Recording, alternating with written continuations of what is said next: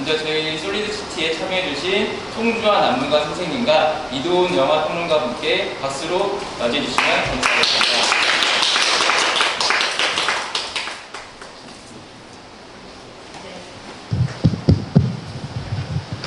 네, 안녕하세요. 이도훈이라고 합니다. 먼저 간단하게 소개를 조금 드리고 나서 그리고 오늘 아티스트 토크의 진행 방식을 이야기하고 진행을 하도록 하겠습니다. 일단 본 아티스트 토크가 진행이 되기 전에 영상 한 편이 상영이 되었을 건데요. 아시는 분들도 계시겠지만 옆에 계신 송주환 작가님의 풍정각 연작 중에 골목낭독회라고 하는 작품이 상영이 되었습니다. 사실 제가 개인적으로 이 작품을 좋아하는데 작가님께 살짝 말씀을 드렸더니 그러면 아티스트 토크를 진행하기 전에 이걸 좀 틀어놓으면 어떨까라고 이렇게 말씀을 해주셔서 네, 이렇게 상영을 하게 되었고요.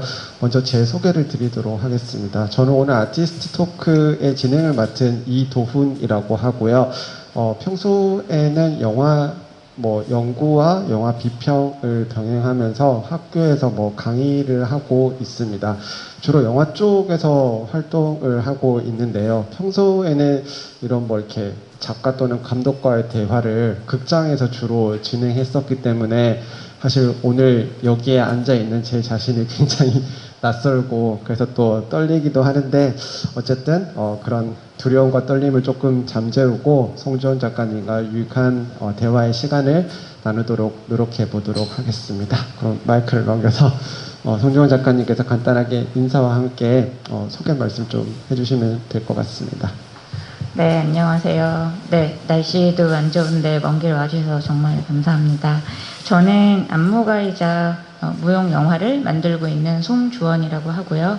저는 원래 이제 현대무용 안무가로 무대에서 작품을 만드는 창작 작업을 계속 하다가 2013년부터 장소에서의 공연을 하게 되면서 그 장소의 공연을 기록하는 작업을 영상으로 하면서 시각예술 작가 레지던시로도 입주 작가로 또 작업을 하게 되고 또 제가 만든 무용 영화가 사실 영화관에서 상영될 거를 전혀 생각을 저도 못했었어요. 근데 독립영화제 엑스페리멘탈 다큐멘터리 부분에 상영이 되면서 독립영화제들이 상영이 되고 그 이후에 무용영화라는 세계가 있다는 걸 알게 되면서 무용영화제도 참여하게 되고 하면서 원래는 춤을 추고 춤을 만드는 사람인데 지금은 감독이라고 불리기도 하고 작가라고 불리기도 하고 다양한 방식으로 불리고 있는데 그래서 저는 제 소개를 할 때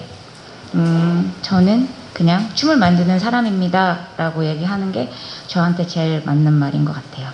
송주원은 춤을 만드는 사람입니다. 반갑습니다.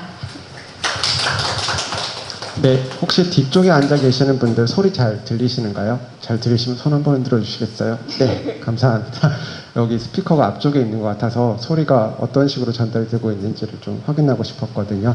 그럼 말씀드린 대로 오늘 아티스트 토크 진행 방식에 대한 이야기를 조금 해드리고 난 다음에 요거를 가이드 삼아서 여러분들이 이렇게 아티스트 토크 저희 두 사람의 대화를 조금 따라오시면 좋을 것 같습니다.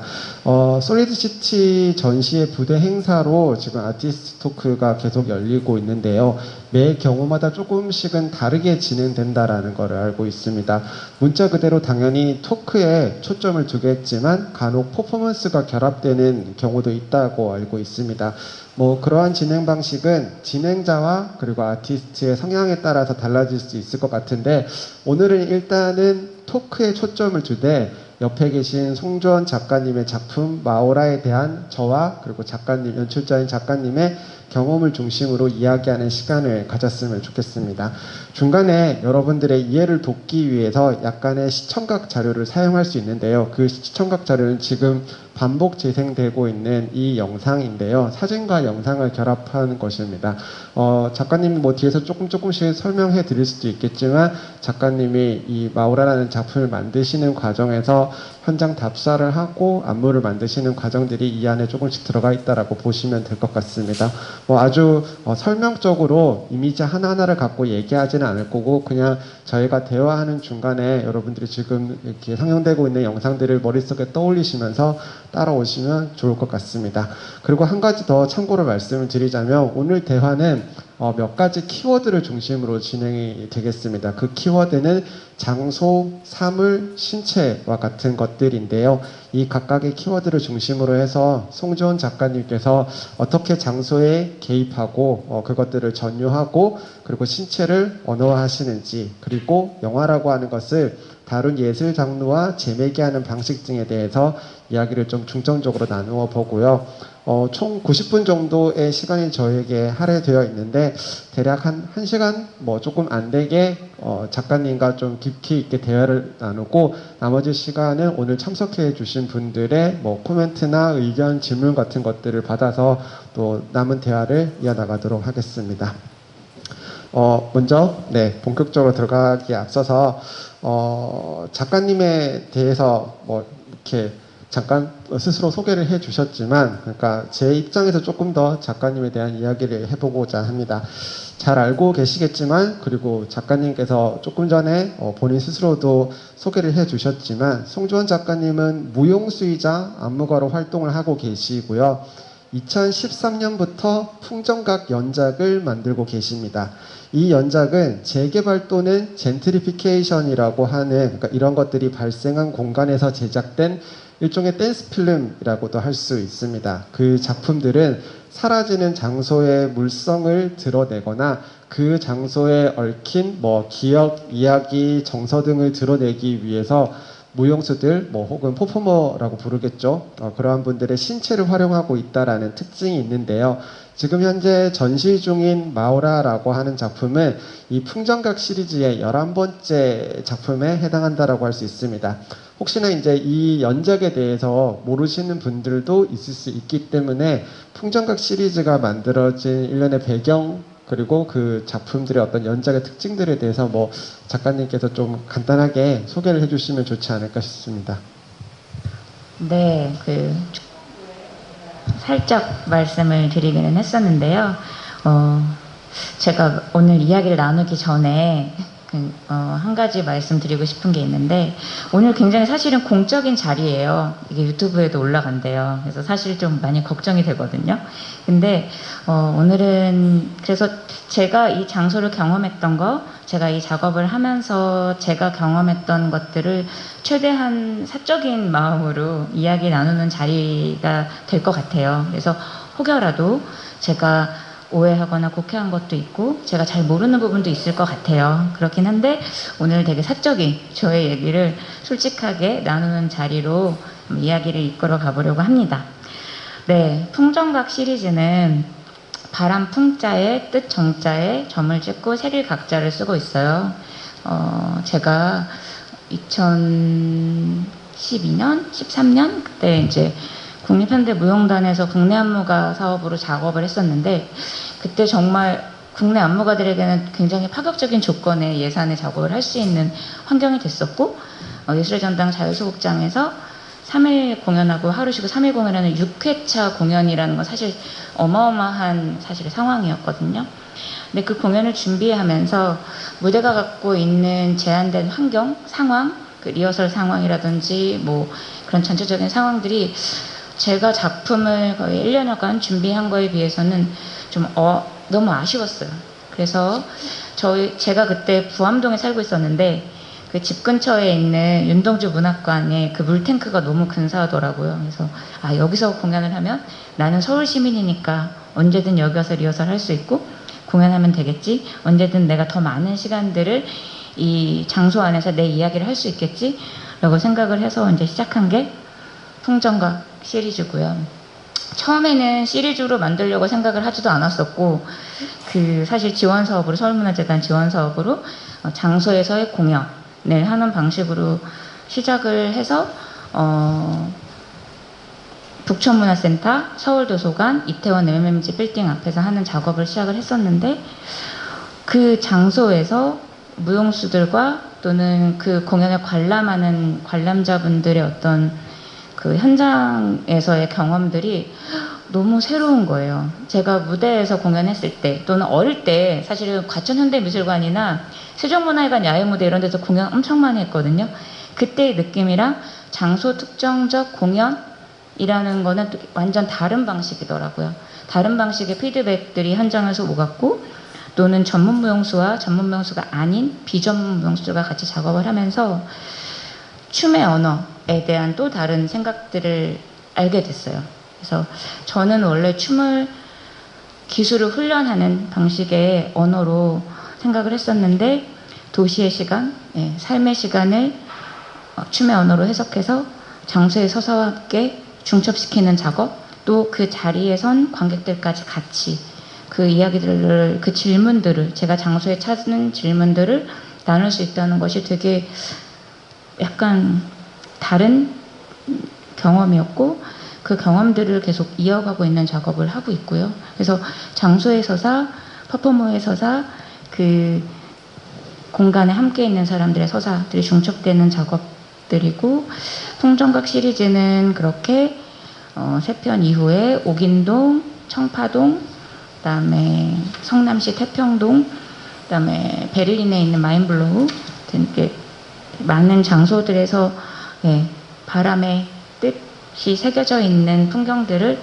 수집하고 작업을 이어나가고 있습니다. 네, 말씀해 주신 거를 좀 들으니까 풍정각 영작이 만들어지게 되는 일련의 과정이 무대에서의 공연이 갖는 한계점을 극복하기 위해서 장소에서의 공연으로 발전되었고, 또 거기에서 더 나아가서 영화에서의 공연으로 발전되었다라고 볼 수 있는데, 제가 잠깐 한계점이라고 말씀을 드렸는데 이건 약간 어폐가 있는 것 같고, 아마도 무대 또는 장소가 갖는 각각의 특징들이 서로 보완적인 역할을 하면서 지금의 풍정각 영작으로 발전한 것이 아닐까라는 생각이 듭니다. 제가 앞서도 그런 표현을 썼는지 모르겠는데, 그리고 아마 이제 뒤쪽에 얘기할 때도 계속 작가님의 작품을 영상이라고 부르기도 하겠지만 영화라고 부르기도 할 텐데요. 이거는 제 개인적인 경험과 조금 관련이 있습니다. 풍정각 연작은 2003년부터 시작이 되었다라고 볼 수 있지만, 제가 이거를 알게 된 거는 2018년 좀 뒤늦게인데요. 아마도 그거는 제가 무용 쪽에 조금 문외한이기도 하고, 공연이나 다른 예술 분야에 대해서는 조금 잘 모르는 게 있기 때문에 뒤늦게 알게 된 부분들이 있는데, 저는 2018년 네마프에서 풍정각 골목 낭독회를 보면서부터 작가님을 알게 됐고, 그리고 풍정각 연작에 대해서도 알게 되었는데요. 참고로 이 작품, 그러니까 이 아티스트 토크가 시작되기 전에 저희가 상영했었던 이 작품은 네마프에서 관객 구애상을 받으면서 본격적으로 영화 씬에 송주원 작가님의 이름을 알리게 되었지 않나라는 생각을 하고 있습니다. 참고로 네마프에서는 관객심사단 제도가 있고요. 이 관객심사단이 영화제 기간 중에 작품들을 보고 나서 그 중에서 이렇게 한 편을 선정을 해서 상을 주는 것으로 알고 있습니다. 이 풍정각 골목 낭독회는 옥인동 재개발 지역에서 촬영되었고요. 개인적으로는 굉장히 대범한 방식으로 무용과 영화의 경계를 넘나들었다라는 인상을 받았던 기억을 가지고 있습니다. 조금 설명을 드리면 보셨겠지만 약간의 컷 편집이 쓰이긴 했었지만, 아마도 애초에 이 작품을 거의 원씬 원컷으로 찍을 것을 염두에 두고 만들어진 작품이 아닐까 싶은데요. 이렇게 무용이 들어가 있는데 그걸 또 어떠한 장소에서 원씬 원컷으로 찍겠다라고 하는 그 대범함에 굉장히 놀라기도 했었는데, 한 가지 더 흥미로웠던 점은 이 작품은 분명 무용이 가지고 있는 즉흥성, 일시성, 그리고 우발성 같은 것을 영화가 가지고 있는 자동성, 반복성, 복제 가능성과 결합한 것처럼 보였습니다. 좀 풀어서 얘기를 하자면, 현실에서 일어나고 있는 어떤 사건이나 몸짓에 대한 기록을 생생하게 영화적으로 옮겨 놓은 것으로 볼 수 있다라는 생각을 하게 되었습니다.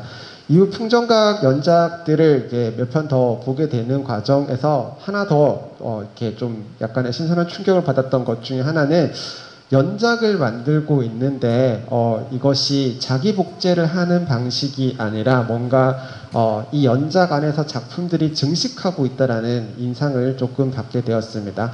송주원 작가님의 작업을 관통하는 어떤 일관된 주제의식은 분명히 있을 것인데, 그러한 주제의식과는 달리 어떠한 형식들이 매 작품마다 계속적으로 변화하고 있다라는 생각을 하게 되었는데요. 그거는 아마도 이 풍정각 시리즈가 특정 장소에서 찍혔기 때문일 것입니다. 보통 우리가 장소라고 하는 것은 공간과 약간 구분해서 설명을 하고 있는데, 공간이라고 하는 것이 뭔가 이성적으로 재단되고 계획되고 설계되고 그리고 산술적으로 수량화될 수 있는 것이라면, 장소라고 하는 것은 어떠한 시간의 누적에 의해서 몸의 감각에 의해서 형성되는 것이라고 볼 수 있기 때문에 그 자체로 고유하고 유일무이한 것이다라고 볼 수 있을 것 같습니다. 그래서 다분히 이러한 장소와 교감을 하고 상호작용하는 신체 언어 또는 영상 언어를 발견하려고 하는 작업이기 때문에 매 작품마다 그 작품의 독립적인 형식이 어떤 선취되는 것이 아닐까라는 생각을 하면서 이 작품에 관심을 갖게 되었는데요. 그러니까 이 연작에 관심을 갖게 되었는데, 지금 전시 중인, 그리고 우리의 오늘 토크의 주제라고 할 수 있는 마우라라고 하는 작품은 풍정각 연작 중에서도 뭔가 가장 튀는 작품이지 않을까, 그리고 혹은 송주원 작가님의 그 연작에서 어떤 변화를 보여주는 새로운 시도라고 할 수 있지 않을까 싶습니다. 뒤에서 좀 더 얘기를 나누겠지만 이 풍정각 연작에서는 좀처럼 보기 힘들었었던 기계장치, 구체적으로는 자동차라고 할 수 있겠죠. 그 자동차를 다루고 있고, 뒤에 가서 또 말씀을 드리겠지만 조립공정으로서의 영화 언어에 대한 성찰을 담고 있다고 생각을 하고 있습니다. 뭐 이러한 얘기들은 뒤에 가서 작가님과 얘기를 나누기로 하고요. 일단 토크를 들어가는 차원에서 간단하게 마우라라고 하는 작품을 어떻게 만들게 되었는지에 대한 이야기를 좀 들어보고 싶습니다. 네, 제가 풍정각 시리즈를 그 창동 레지던시 할 때 이제 상영을 했었는데, 전시를 그때 이제 오픈 스튜디오에 이제 관람객분들이 오시면은 이렇게 저렇게 작품들을 설명을 해요. 그랬을 때 우리 동네에도 이런 골목이 있는데, 우리 동네도 요즘 재개발 이슈가 있는데 작가님이 한번 저희 동네도 와서 찍어주셨으면 좋겠어요. 그런 의뢰들이 좀 들어왔어요.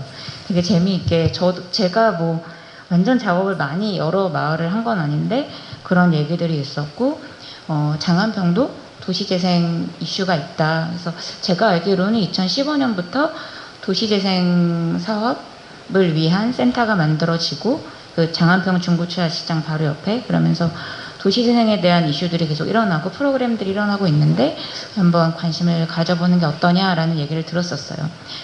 거기에 가보면 작가님이 되게 신나하실 것 같아요 라고 얘기를 하시더라고요.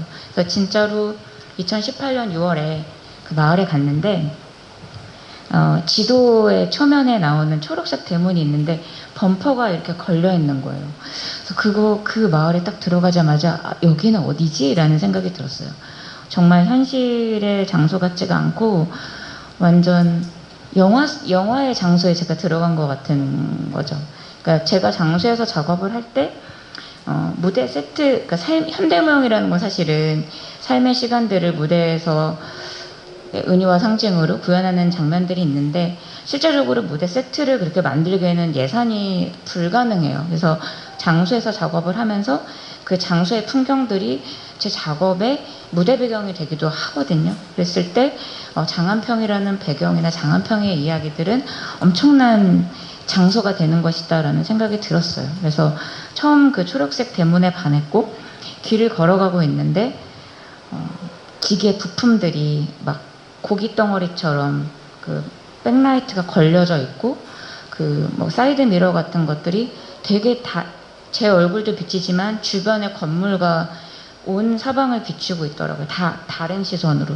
그래서 그런 것도 너무 흥미로웠고, 뭐 마우라가 이렇게 나와 있는 게 무슨 기계 내장처럼, 사람의 내장처럼 밖에 나와 있고, 죽어 있는 부품들과 살아있는 자동차와 살아있는 사람과 어딘가 고장난 사람과 삶의 고장난 부분과 낙후된 마을이거든요. 굉장히 많이 낡았고 기름때가 엄청나게 많이 묻어져 있고 타일이 뚝뚝 떨어져 있는 건물에서 그것도 왠지 어디 바퀴가 타이어가 구멍이 났거나 왜 이랬을 것 같은 마을의 풍경?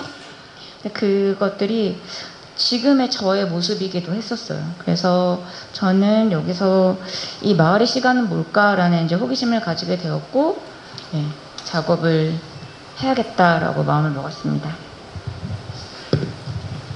네, 송주원 작가님의 마우라가 장안동을 배경으로 만들어졌다라고 하는 것을 알게 되었을 때 역시나 좀 놀란 지점들이 몇 가지가 있었는데요. 크게 개인적으로는 두 가지 이유 때문에 놀라게 되었었는데 여기에 장안동 혹은 또 장안평이라고 또 부르죠. 그곳에 방문해 보신 분들도 계실 거고 그렇지 않은 분들도 계실 거라고 생각하는데 제 개인적으로는 이 마우라라고 하는 작품을 알기 전에는 장안동을 방문해 본 적도 없었고 그렇기 때문에 그 지역에 대한 인지 지도가 저한테는 없었다라는 것이 개인적으로는 좀 충격이었었던 것 같습니다. 우리가 보통 어떤 지역을 떠올릴 때 특히나 서울을 예로 들자면 이를테면 종로라고 하면 여기에 가까이 있는 광화문의 어떤 곳이 떠오르거나 아니면 종각이 떠오르거나 아니면 어떤 건물이 떠오르거나 아니면 어떤 공원이 떠오르거나 이런 식으로 특정 지역을 대표하는 랜드마크나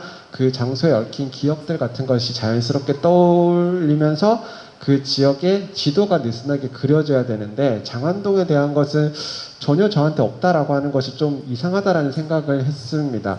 이렇게 길면은 길다고 할 수 있는 시간이고 짧으면 짧다고 할 수 있는 시간인데 20살 이후부터 서울에서 거주를 했음에도 불구하고 왜 나는 장안동에 대해서 전혀 모르고 있을까라고 하는 게 좀 이상하게 느껴졌습니다. 일종의 저한테는 장안동을 모른다라기보다는 그 지역은 스쳐 지나가는 지역 정도로 이렇게 항상 여겨졌었던 것 같습니다. 그러니까 이를테면 5호선을 타고서 다른 곳으로 가기 위해서 그곳을 지나쳐 가거나 아니면 차로 이동을 할 때도 역시나 스쳐 지나가는 공간이었던 것 같은데요. 물론 제 경험이 그렇다라고 해서 장안동을 그냥 단순히 스쳐 지나가는 공간, 텅 빈 공간, 공백 같은 걸로 단정하기에는 무리가 있을 겁니다. 왜냐하면 분명 여기에도 주거지역이 있고요.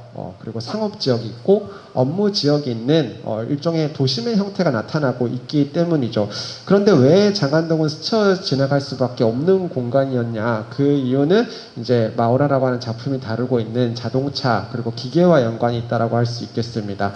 실제 이 지역을 방문해 보시면 자동차 어떤 중고차 시장, 중고차 부품업체 그리고 자동차 수리업체 같은 곳들이 밀집되어 있는데요. 말하자면 자동차를 위한 공간, 자동차를 이용해서 이동하는 공간이기 때문에 인간이 이동을 하거나 정주를 하는 데에 목적이 있는 곳이 아니다라고도 할 수 있기 때문입니다. 다음으로는 이 장안동이라고 하는 것이 우리가 평소에 알고 있는 재개발 지역과는 조금은 다른 특징들을 가지고 있기 때문이었는데요.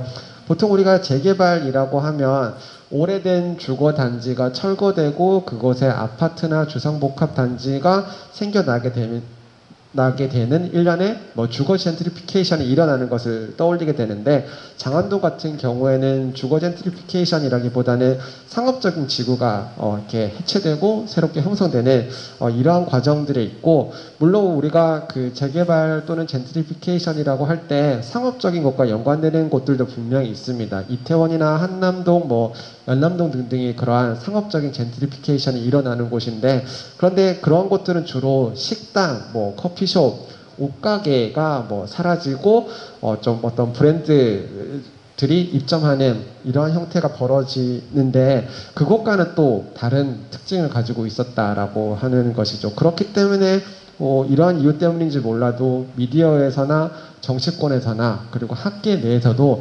장안동의 재개발과 관련된 이슈 제기가 조금 덜 되지 않았었나. 그래서 이 장안동의 재개발을 어쩌면 이해 당사자가 아닌 이상은 좀 알기가 힘들 것이다 라는 생각을 했었었는데요.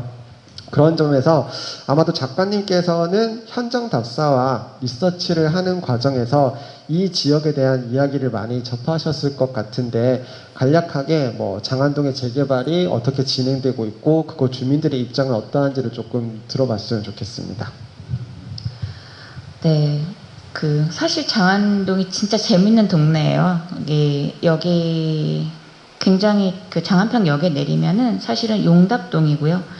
장안평 중고차 시장부터 해서 자동차 부품 시장까지 가면 용답동에서 장안동을 지나서 답십리까지 가게 되는 거거든요. 그래서 그 안에서도 장안 1동, 2동, 3동이 나눠져 있고, 이 마을은 원래 중고차 시장들은 70년대 후반에 만들어졌지만 그 이전에 조선시대에 기마 방목장에서 말들을 이렇게 훈련시키거나 거기 서식지로 있었던 마을이래요. 그래서 거기가 장한벌이라는 얘기가 있어서 장안평이라는 이름이 지어졌다고 하더라고요.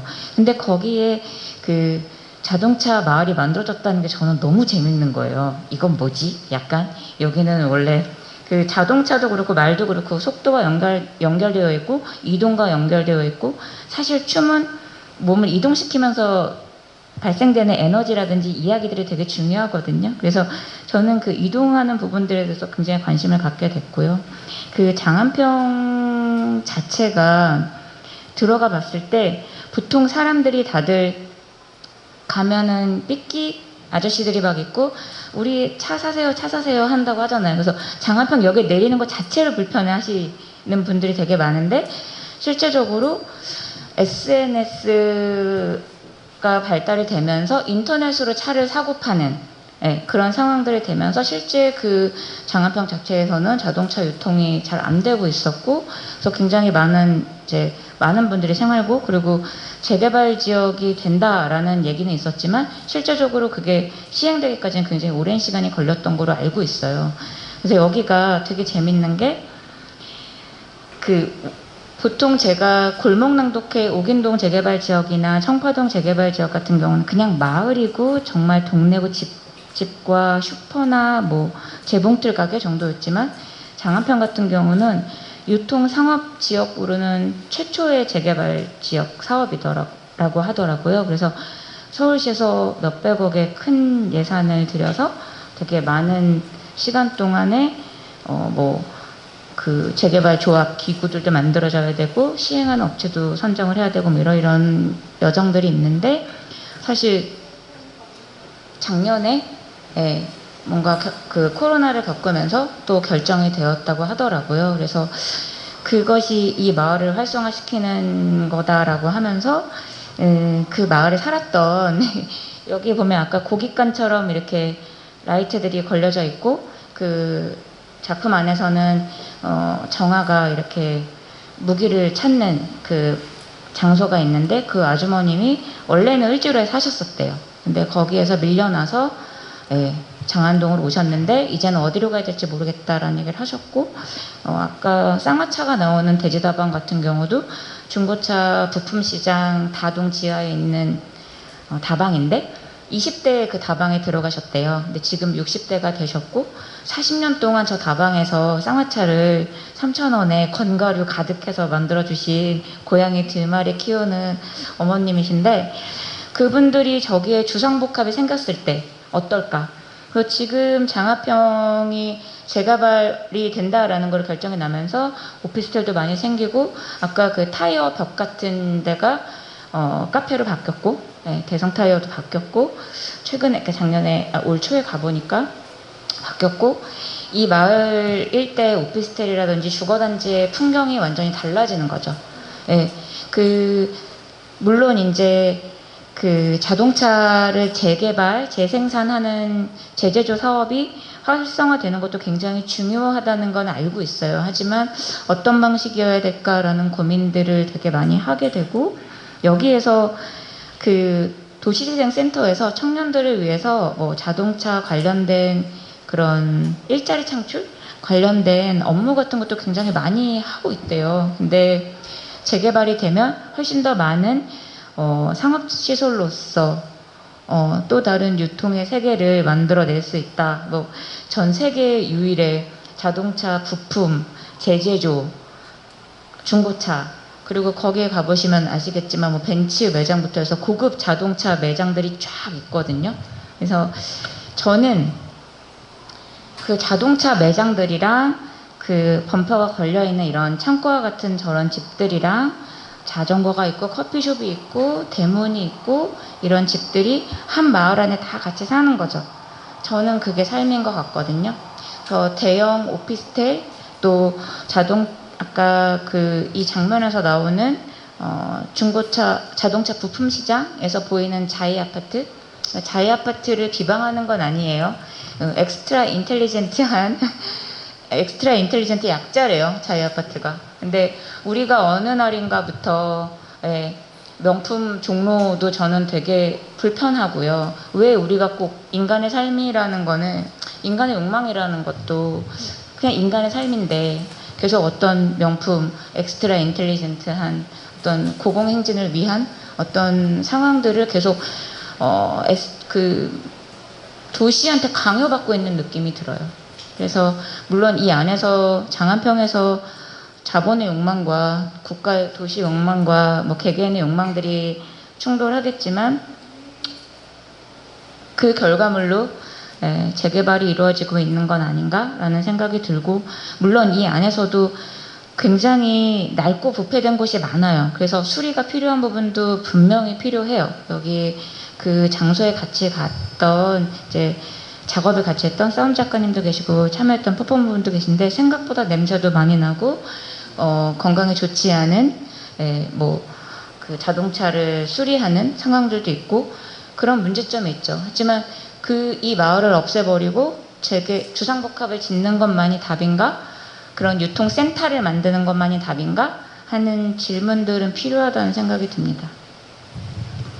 네, 들으면서 조금 궁금해지는 게 현장 답사를 하시는 과정에서 실제로 많은 주민분들, 그러니까 거기에 실제 거주하고 계시거나 일을 하고 계시는 분들을 만나셨던 것 같고 대화도 많이 나누신 것 같은데요. 그분들이 재개발에 대해서 나름 각기 다른 생각들을 가지고 계시는 것 같은데 아주 단순하게 생각해 보자면 재개발이 일어난다라고 하면 누군가는 부푼 기대를 할 수도 있을 거고 또 다른 누군가는 불안을 가지고 있을 것 같기도 한데 이러한 것이 극명하게 갈리는지 아니면 뭐 어느 쪽이 좀 더 우세하다는지 뭐 이런 게 경험적으로 생각하시는 바가 있으신지. 자동차 이렇게 수리를 해서 부품들을 이렇게 수출하거나 이렇게 되파는 방식들이 되게 불법이라고 이렇게 암묵적인 생각들이 있는 거예요. 근데 이것이 합법화됐음에도 불구하고 실제적으로 그 외면당하고 있는 거죠. 이 마을 분들은.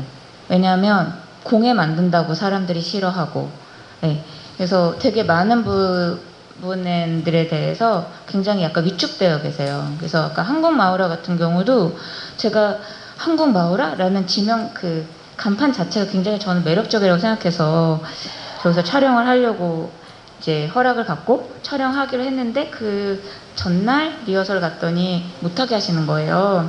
그래서 어떤 분들이 여기서 사진을 찍었는데 그게 SNS에 올라왔는데 뭐 불편하다라든지 뭐 이런 방식들이 계속 있더라고요. 그래서 장안평 중고차 시장 같은 경우도 촬영을 하기로 다 허락을 받고 제가 준비를 다 했고 퍼포먼스를 다 꾸렸는데 한 일주일 전 정도에 또 못하게 하는 상황들이 생겼었어요.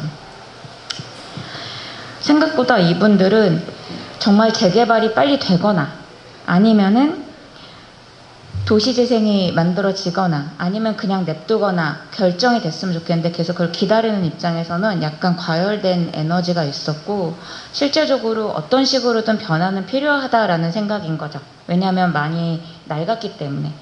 근데 마을 그 상인분들을 저는 주로 만나게 됐는데 분들은 약간 상처라든지 그런 부분들이 있었고 제재조 사업을 하시는 너무 멋진 사장님이 계셨는데 그분은 친환경 제재조 사업을 하시면서 해외 수출하고 그 친환경 그 과정을 통해서 나무를 살리고 그런 되게 좋은 일들도 굉장히 많이 그쪽에서 하고 계신데 실제적으로 자동차 수리라고 하면 불법. 그래서 그거를 젊은 사람, 또 이분들이 인터넷에 익숙하지가 않으신 거예요. 그래서 이분들은 온라인 사업으로 이거를 팔 수 있거나 그렇지가 않으니까 젊은 사람들이 와서 이거를 사서 가서 본인들이 팔거나 이런 방식들이 있어서 되게 젊은 사람들한테 좀 많이 호의적이시지 않은 부분도 있었고, 실제적으로 도시재생센터에서 제가 그 렉처 프로그램 만든 적이 있었어요.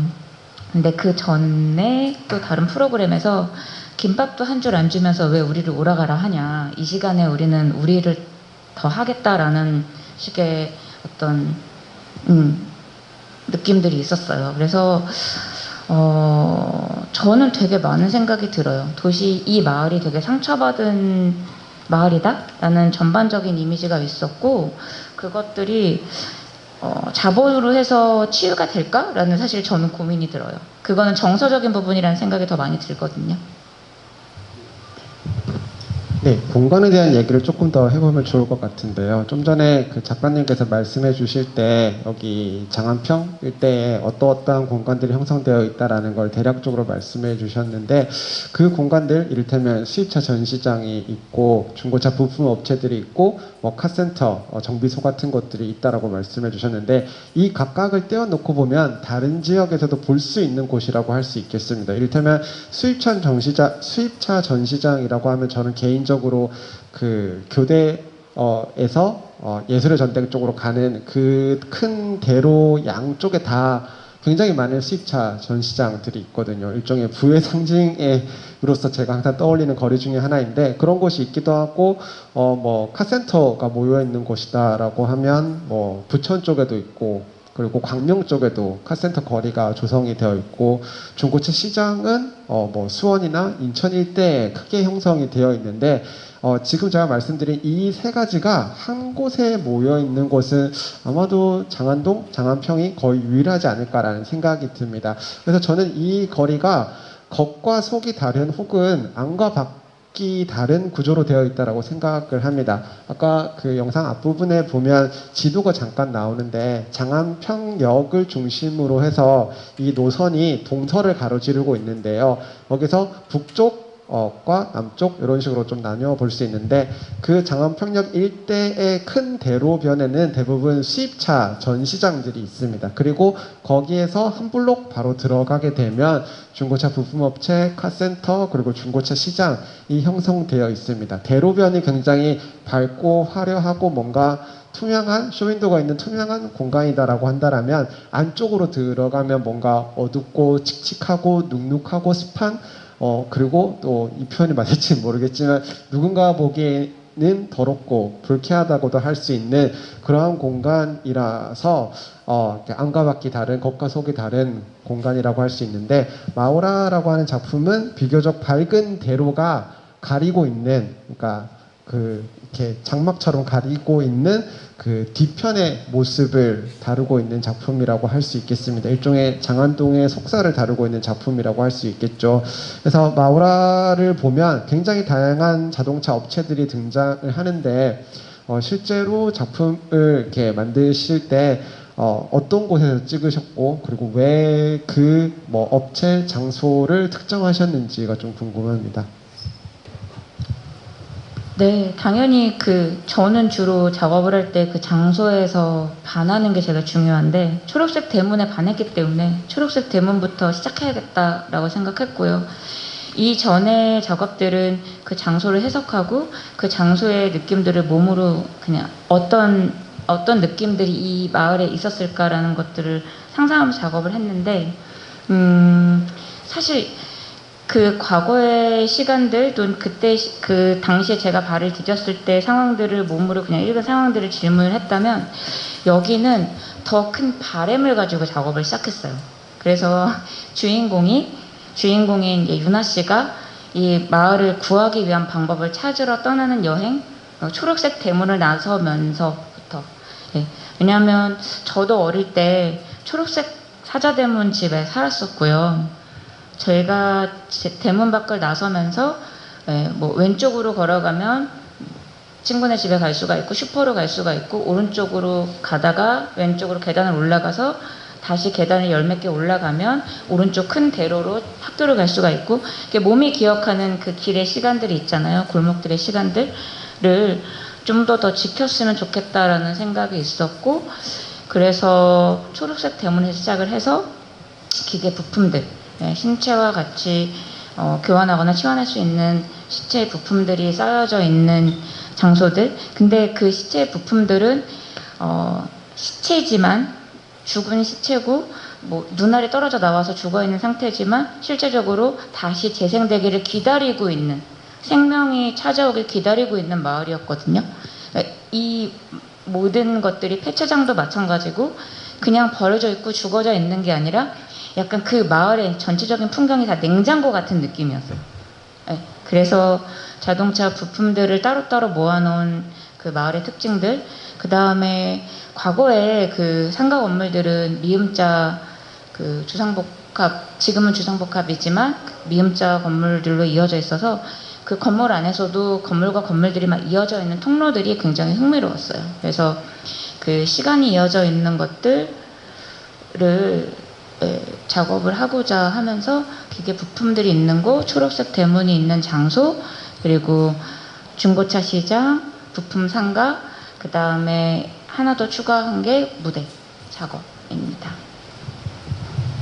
네, 다음으로 이 마오라라고 하는 작품의 뭔가 주제의식을 조금 읽어내 볼 수 있을 것 같은데, 저는 뭐 개인적으로는 여러 가지 키워드들이 있지만 그 중에서 당연 이 작품을 설명하기 위해서는 자동차와 연관된 어떤 욕망들을 읽어내는 것이 중요하지 않을까 싶은 생각을 하는데요.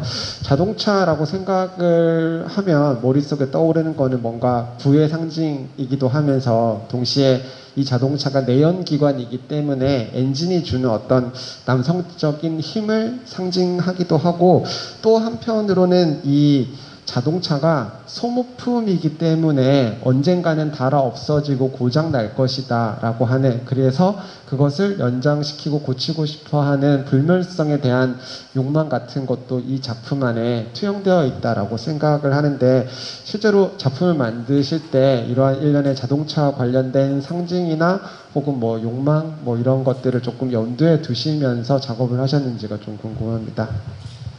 사실 작품 제목을 마오라라고 했을 때 제목을 좀 바꾸면 어떠냐라는 제 주변의 지인들이 얘기들이 좀 있었어요. 왜냐하면 저는 이제 머플러죠. 원래는 머플러인데 일제식 발음을 해서 마호라라는 이름으로 이미 우리 역사 안에 있었고, 저는 이제 일제시대의 산물이다 해서 그 이름들을 지우는 것들에 대해서도 또 다른 저는 이제 생각들을 가지고 있어서 저는 그대로 가는 게 좋겠다라는 생각을 했었고, 그 머플러라는 그 기관에 저는 좀 관심을 가져온 게 실제적으로 머플러를 처음 본 거예요. 이게 약간 몸통 같았어요. 그 척추 가운데 있고, 그 자동차 시작과 끝을 거의 이어주면서 척추 가운데 있고 양쪽에 이렇게 큰 허파 또는 이제 몸통처럼 몸뼈대처럼 이렇게 양쪽에 있는 것들이 되게 흥미로웠고, 그 또 재밌는 게 사실 무용에서도 호흡할 때 몸통으로 갈비뼈로 이렇게 호흡을 하거든요. 뼈 사이에 호흡이 들어가서 몸이 팽창했다가 수축했다 하면서 저희가 이제 움직임의 속도라든지 에너지를 만들어내는데, 이 마을에 있는 마호라도 약간 그런 느낌인 거예요. 근데 마호라 자체는 사실은 소음기죠. 그래서 주로 요즘에는 주로 새 차를 사기 때문에 이 마을에 오는 젊은 사람들은 주로 마호라를 고치기 위해서, 그래서 소리를 더 많이 내게 만들기 위해서 오는 사람들이 되게 많대요. 그래서 그 비싼 차들이 마호라 소리가 되게 유명하죠. 그래서 비싼 차들도 굉장히 많이 다니고 있고, 그 마호라는 굉장히 소리를, 사실은 이제 소음기라서 소리를 없애는 건데 그게 도시재생 사업하고도 많이 연결되어 있어서 실제적으로 거기에 이제 살고 있는 마을 사람들 또는 경제적으로 또는 도시재생 사업에서 밀려날 것 같은 사람들의 비명 같은 것들을 이 사업으로 덮는 것 같은 느낌? 그래서 소음이 필요한 거 아닌가, 소음이 없어지는 것만이 답인가라는 생각도 들어서 오히려 살겠다고 초록색 대문을 나서서 살기 위한 방법을 찾는 거, 그래서 소리를 내는 거를 바라는 마음으로 마오라라는 제목을 가졌고, 그 내연기관에 더 관심을 가졌고, 네. 그 기계 부품들을 자동차의 부품들이 하나의 이제 오브제로 활용이 되면서 작업을 이어나갔습니다. 근데 지금 되게 힘드시죠? 저희 둘이 계속 얘기를 하는데 이게 울리기도 하고, 사실 이렇게 아티스트 토크를 이렇게 할지는 몰랐는데 좀 힘드실 것 같아요. 그래서 혹시 뭐 좀 답답하시면 살짝 일어나셨다 앉으셔도 되고요. 뭐 팔을 번쩍 드셔도 되고, 저희가 사실 여러분들 장안편 공부시키려고 여기 모인 게 아니고요.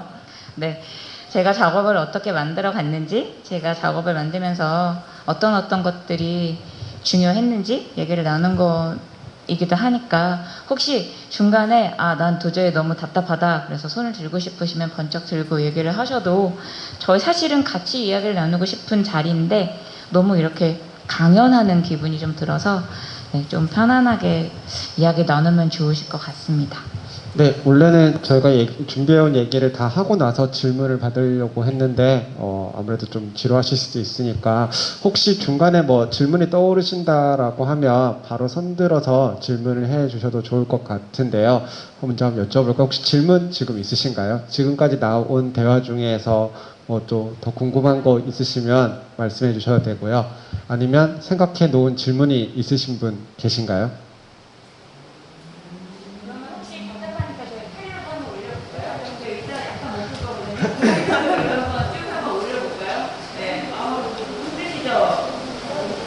네, 팔 좀 이렇게 한번 올리시고, 네, 팔도 옆으로 쭉 펴시고, 네, 머리를 한번 돌리셔도 될 것 같아요. 네, 네, 오른쪽 왼쪽을 살짝 돌리시고, 네. 네.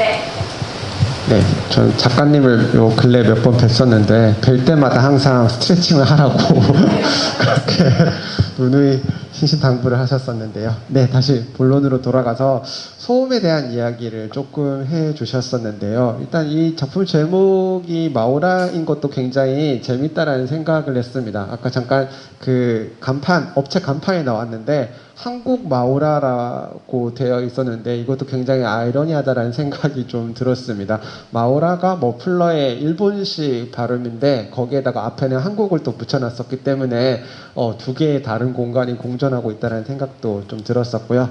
네, 이거는 좀 여담이었었고요. 소음과 관련된 이야기로 조금 돌아가자면, 작가님께서 말씀해 주신 것처럼 마오라는 자동차 내부에서 만들어지는 소음을 잡아주는 부속품이라고 하죠. 이거는 근대 산업사회가 발전하게 되면서 과거 산업화 이전에 전 산업사회에서는 들을 수 없었던 기계적인 소리를 대표한다라고 볼 수 있겠습니다. 산업화, 근대화라고 하는 19세기 말부터 시작된 이 역사적인 변화 과정 중에서 그 전까지, 그러니까 농업 중심적인 사회, 뭔가 전원적인 풍경에서는 들을 수 없었던 기계들의 소리가 마구 생겨나기 시작하죠. 공장의 피스톤 소리나 열차의 엔진 소리, 자동차의 경적 소리, 그리고 이런 거 외에도 라디오 주파수의 소음이나 텔레비전의 백색 소음 같은 것들이 우리가 만약에 시골 농촌에서 아무런 기계와 미디어 없이 살게 된다라면 들을 수 없었던 소음들인데, 이게 일상 안으로 들어왔다라고 얘기할 수 있는데, 이 소음기의 역할, 그러니까 마오라, 머플러의 역할이 소음을 잡아준다라고 하는 점을 조금 더 깊이 있게 생각해 보자면, 이 작품을 관통하는 어떠한 뭔가 주제의식이 하나 더 발견된다라는 생각이 듭니다. 소음은 보통 부정적인 것으로 여겨지죠. 나쁜 것이고 의미가 없는 것이고 노이즈이기 때문에 잡아내거나 제거를 해야 되거나 아니면 흘러들여야 된다라고 생각을 하게 되는데, 그런 것들을 생각하면 뭔가 나쁘다라고 간주되는 것들이 소외되고 제거되고 부정시되면서 삶이 조금 획일화되고 균질화되고 표준화되는 것이 아닌가, 왜 누가 그런 것을 부정적인 것으로 단정하는가라고 생각해 볼 수 있을 텐데, 오히려 소음기가 내는 그 소음의 소리를 포착한다라는 점에서 이 작품은 뭔가 삶의 이질성이나 다양성 같은 것들을 조금 긍정한다라는 생각이 듭니다. 그래서 작품의 초반부에 나오는 영상 하나를 조금 예로 들면서 얘기를 해보고 싶은데, 이게 또 풍정과 연작 중에서는 저는 좀 이색적인 부분이다라고 생각을 했었거든요. 어떤 장면이냐 하면 작품이 시작되고 나면 40초 정도가 지나고 나면 이렇게 화면에서 곡소리가 나옵니다. 아이고 아이고 하는 이 곡소리가 나오는데 그냥 우리가 뭐 이렇게 장례식장에서 들을 수 있는 그런 의례적인 곡소리라기보다는 거기에다가 멜로디를 입혔어요. 새야 새야 파랑새야라고 하는 그 민요의 멜로디를 입혀서 일종의 장송곡을 만들어냈다라는 생각이 드는데 이게 좀 궁금했었습니다. 기존의 풍정과 연작에서도 사운드가 쓰이지 않은 것은 아니지만 대체적으로 뭔가 박자감을 주기 위한 사운드들이 들어오는 경우가 있었고 멜로디가 있는 경우는 제 기억에는 크게 없었던 것 같고 아니면 그거를 최소화시키는 방식을 선호하셨던 것 같은데 이례적으로 이러한 이렇게 장성곡, 곡소리를 쓰신 이유가 있으신지 좀 궁금합니다. 일단 그 마을에 갔을 때 기계들이 계속 노동을 하는 것들이 되게 특별하게 느껴졌고요.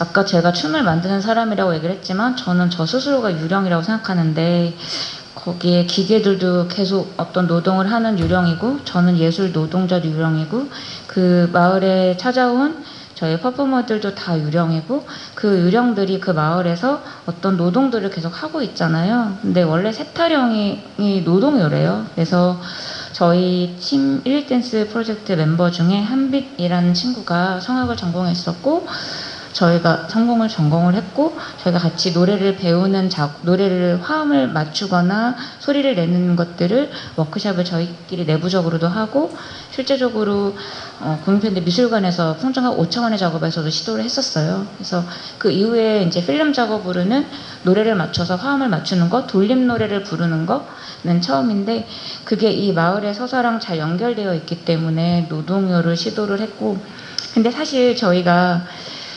각자가 자기 목소리를 내는 게 되게 중요했어요. 그래서 노래를 잘하고 못하고가 중요한 게 아니라 각자의 목소리로 그 마을의 시간 또는 자기의 시간을 계속 이어가고 있는 거. 그래서 노래들을 이렇게 한번 시도를 해봤고요. 실제 근데 이게 붙을지 안 붙을지에 대한 고민들을 되게 많이 했고 그 안에서 사실 이 서칠라이트 안에 있는 라이트들을 이제 김윤아 씨 여기 주인공이자 윤아 씨는 설치미술 작가인데 분해를 하셔서 그 라이트를 저희한테 주시면서 어떻게 보냐는 거죠. 어떻게 비치느냐는 거죠. 노동요가 마을을 비치고 있는 거예요. 서칠라이트 하고 있는 거예요. 그래서 그 장면을 연출하려고 했고 그 서칠라이트를 쓰게 된 것 중에 하나는 그 마을에서 저희가 이 작업을 할 수 있도록 그 도와주신 오토센 사장님께서 사장님 자동차 부품 중에 제일 좋아하는 게 뭐세요? 여쭤봤더니 그 자동차 중고 그 장안평에서 일한 지 40년인데 그런 질문을 처음 들어보셨대요. 근데 본인은 서칠라이트를 좋아한다라고 말씀하시더라고요. 그래서 그 마을을 비치는 노동의 풍경들을 보이지 않는 그 이미 지나갔을 또는 다시 찾아올 이야기들을 이미지적으로 풀어보려고 했고요. 사실 저희가 여기서 사운드에 대한 얘기를 조금 더 해도 되나요? 여기 사운드 작가님이 저기 오셔가지고 고개를 갑자기 숙이고 계시기는 한데 사운드 작업 어떻게 하셨는지 혹시 얘기해 주실 수 있나요?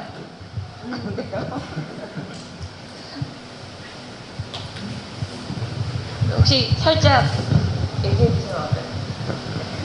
그래서 갑자기 제가 죄송합니다. 전혀 사실 오늘 지금 굉장히 바쁘세요. 그래서 저한테 오늘 올 거를 카톡으로 보내달라고 그러더라고요. 그래서 제가 아니야 그거 제가 일부러 안 보냈어요. 바쁘셔서 안 오실 줄 알고. 근데 찾아서 오셨더라고요. 그래서 제가 말을 시켜서 저를 무지 원망할 것 같은데 제가 애정하는 사운드 작가님 홍초선 작가님이고요.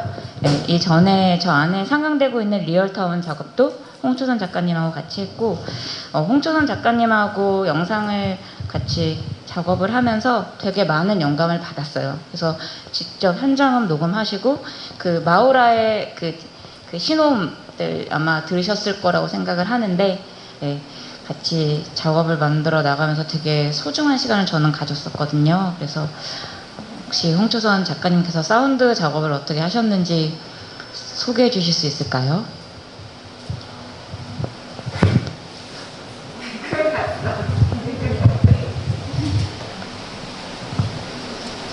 사실 너무 갑작스럽기도 하고요. 너무 많은 업무에 시달려서 어떻게 작업했는지 사실 기억이 안 나요.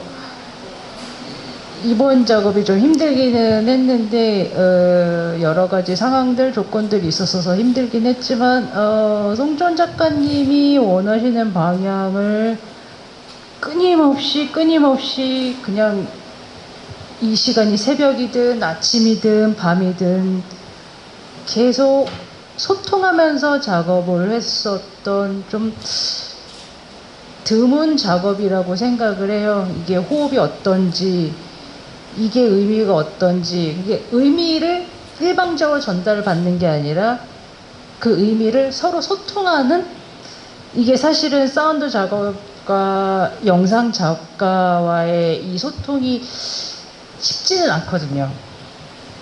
근데 송주원 작가님은 저한테 끊임없이 무언가를 얘기를 하고 저한테서 얘기를 듣기를 원하셨고, 그래서 이 안에서 우리가 무엇을 찾았었지? 저때 우리가 감정이 어땠었지?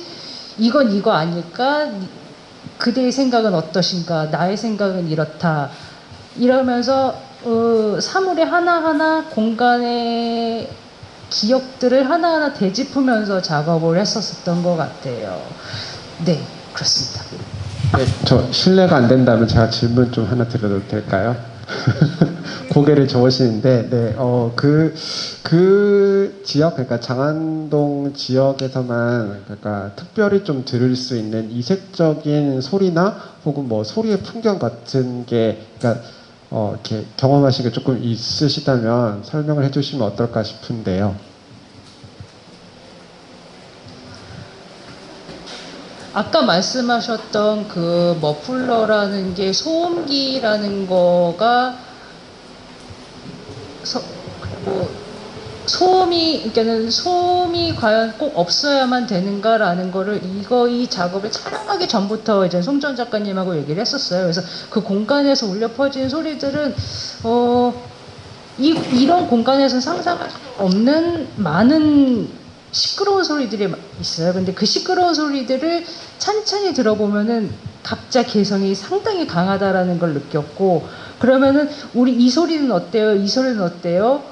저기서 뭔가 소리가 나는데 저 소리를 한번 쫓아가 보자. 그래서 거기에서 나는 많은 소리들을 귀담아 듣고 그 소리들을 채집해서 같이 작업을 하게 됐었던 것 같아요. 그래서 그 느낌이 어떠냐라고 만약에 물으신다고 하면은 그냥 일반적으로 도시를 지나갔었을 때 자동차 소음 들리는 것과 그 공간에서 이 작업을 위해서 이 소리를 듣는 것이 마치 신체를 분리해 놓고서 정육점에서 고기들 다 분해해서 나열한 느낌? 그래서 참 독특한 기억이었었던 것 같습니다. 네, 좋은 말씀 감사드립니다. 저도 네, 잠깐 말씀하시죠. 너무 고마워요. 그 고백? 네. 뭐 저도 조금 덧붙이자면 그 장안동, 장안평 일대를 처음 방문했었을 때에 비슷한, 그러니까 부품 업체들과 카센터들이 쭉 줄지어져 있는데 처음에는 모든 곳에서 비슷한 소리가 나고 있다라는 그 소음에 압도되어서 그런 느낌을 받다가 몇 번 계속 산책하듯이 왔다 갔다 하는데 각 업체들마다 다른 소리들이 조금 있더라고요. 어떤 곳에서는 볼트를 죄고 있고, 어떤 곳에서는 용접을 하고 있고, 어떤 곳에서는 차 정비한다고 배기음이 나기도 하고, 그래서 뭔가 약간 불협화음이긴 하지만 이것도 하나의 이 지역이 만들어내는 뭐 음악 같은 멜로디 같은 것이 아닐까라는 생각을 좀 하기도 했었습니다. 사실은 되게 작가님하고 작업을 두 번째 하는 거지만 정말 한 땀 한 땀 같이 만들어 갔었어가지고 사실 너무 잘해드려서 감사한 마음도 전하고 싶었고 또 얘기도 더 나누고 싶었기도 했거든요. 그 가운데 잘 서시면은 세 개의 화면에서 다 다른 소리가 나오는 걸 아마 들으실 수 있을 거예요. 영상에서. 큰 느낌으로는 하나로 들리겠지만 세 개의 화면에서 다 다른 소리가 나오고 있거든요. 그거를 귀로 듣지 마시고 몸으로 들으셨으면 좋겠고, 네, 초선 씨가 소리를 또 사운드를 몸으로 만들어 주셨습니다. 네, 그러면 좀 화제를 전환하는 차원에서 다른 이야기를 해볼까 하는데, 앞서 잠깐 말씀해 주셨었던 것 중에 단어가 분해라는 단어를 써주셨었거든요. 전육점에서 이렇게 고기를 이렇게 다른 곳에 썰듯이, 그 분해라는 단어가 제가 생각하는 조립이라고 하는 단어와 조금 비슷한데요. 저는 마우라라고 하는 작품을 물론 미술관에서 전시된 설치된 영상이라고 보기도 하지만 굉장히 영화적인 부분이 있다라고 생각했었던 거는 이 영화의 어떤 형식적인 측면들이 조립이라고 하는 단어들로 설명될 수 있는 것이 많다라고 생각을 했습니다.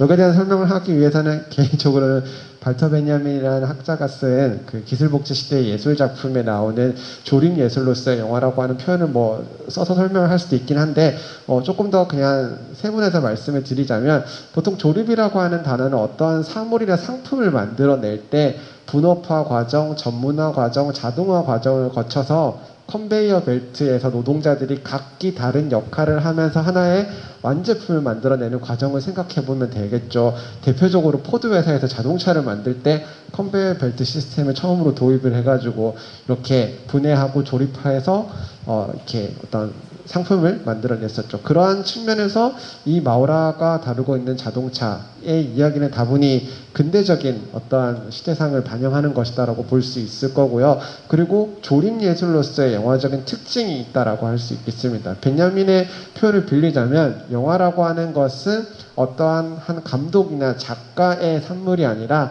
그 영화 제작에 참여하는 다양한 사람들이 전문화된 어떠한 기능을 가지고 있고, 그것들이 분업화되어 있는 과정에서 어떠한 조립 과정을 통해서 결과물로 나온다. 특히나 그것이 드러나는 단적인 예가, 영화라고 하는 것은 여러 이미지들의 몽타주를 통해서 완성되는 것이기 때문에 그 자체로 조립 예술이다라고 얘기를 했는데, 다른 한편 이 마우라라고 하는 작품에는 어떠한 사회적인 관계를 다루고 있다라고 하는 점에서 또한 조립 예술로서의 특징이 있지 않나라는 생각이 듭니다. 마우라를 보면 인간과 기계, 기계와 기계, 그리고 기계와 어떤 삶에 대해서 다룬다라는 것을 알 수 있는데요. 그 어떤 사물도 뭔가 홀로 고독하게 외따로 존재하고 있는 것이 아니라 항상 다른 어떤 장소나 어떤 사물, 어떤 인간들과 다투기도 하고 밀기도 하고 당기기도 하고 뒤엉키기도 하고 뭔가 이렇게 쌓이기도 하고 눌리기도 하는 이러한 관계 속에서 존재하고 있다는 생각이 들었었거든요. 이러한 것을 좀 단적으로 드러내는 뭐 장면 혹은 에피소드라고 할 수 있는 것이, 저는 개인적으로는 세발 자동차라고 불러야 될까, 이렇게 네 그거와 관련된 일련의 내러티브가 이렇게 제가 표현하는 뭐 조립 예술로서 이 작품의 특징이 잘 반영된 게 아닐까 싶은데요. 뭐 관련해가지고 이 그 세발 자동차에 대한 이야기와 함께 이것을 통해서 어떠한 이야기를 좀 이렇게 전달하고 싶으셨는지가 좀 궁금합니다. 저희가 유나 씨가 이 마을을 구하기 위한 방법을 찾으러 그 핑크색 달을 향해서 떠나는 여행을 시작하는 단계에서 그 마을에 있는 유령들, 마을에 있는 죽었지만 살기를 기다리고 있는 부품들이 모여서 하나의 자동차가 되는 거죠. 근데 그 자동차는 막 쌍용도 달고 그랜저도 달고 되게 화려한 자동차로 탄생이 돼요. 근데 원래 저희가 이 작업을 리서치 할 때 이영준 선생님께 저희가 강연을 부탁드려서 강연을 들은 적이 있는데, 그 벤츠의 전신이 바퀴 3바퀴였고 처음에는 이제 발로 그 벤츠의 아내가 차를 이동시키면서 지금의 자동차가 됐다라는 이제 사실을 알게 됐어요. 그래서 저희는 사실 지금도 나오는 장면이 이 피부가 자동차에 닿으면서 저희가 발견되는 감각들이 되게 신기했거든요. 그런데 자동차를 저는 이때 당시 운전면허도 없었고 자동차를 어떻게 움직이게 하는가라는 것도 되게 다른 느낌으로 저한테는 다가오는 거예요. 그래서 여기 있는 부품들을 가지고 이동시킬 수 있는 신체를 확장하는 어떤 것들을 한번 만들어보고 싶다라는 생각을 했었어요. 그래서 원래 예전에도 이제 무대에서 신체를 확장하는 인스톨레이션 작업을 했었고, 실제 영화에서 인스톨레이션이 확장되는 작업을 한 거는 처음인데, 유나 씨가 가고자 하는 길을 위한 그 신체를 확장하는 작업으로 자동차를 만들었고, 실제 주인공이 설치미술 작가이기 때문에 또 가능했던 부분들도 있고, 그래서 그 장안평의 부품들을 가지고 자동차를 만들었는데, 이 자동차는 엔진이 없어요. 그래서 앞으로 갈 수가 없어요. 엔진이 없다는 거는 심장이 없는 거나 마찬가지죠. 예, 사람한테도 심장이 제일 중요한데 자동차의 심장엔 엔진이 없어서 그냥 발로 아장아장 걸어야 앞으로 갈 수가 있어요. 속도를 빨리 낼 수는 없지만 앞으로 갈 수는 있어요. 뒤로도 후진도 할 수 있고요. 그리고 방향을 잡을 수도 있고요. 그렇다면 이 작업에서 이 안평이가 어디를 향해 갈 것인가, 빠르지 않은 속도로 엔진은 없지만 어딜 향해서 끊임없이 갔으면 좋겠는 거예요. 이 마을을 구하기 위한 방법을 찾으러. 그래서 엔진은 없지만, 심장은 없지만 도시재생 사업이라든지 그 마을의 운명이 살기 위한 방법을 찾는 시간이 되길 바라면서 자동차를 만들어 봤습니다.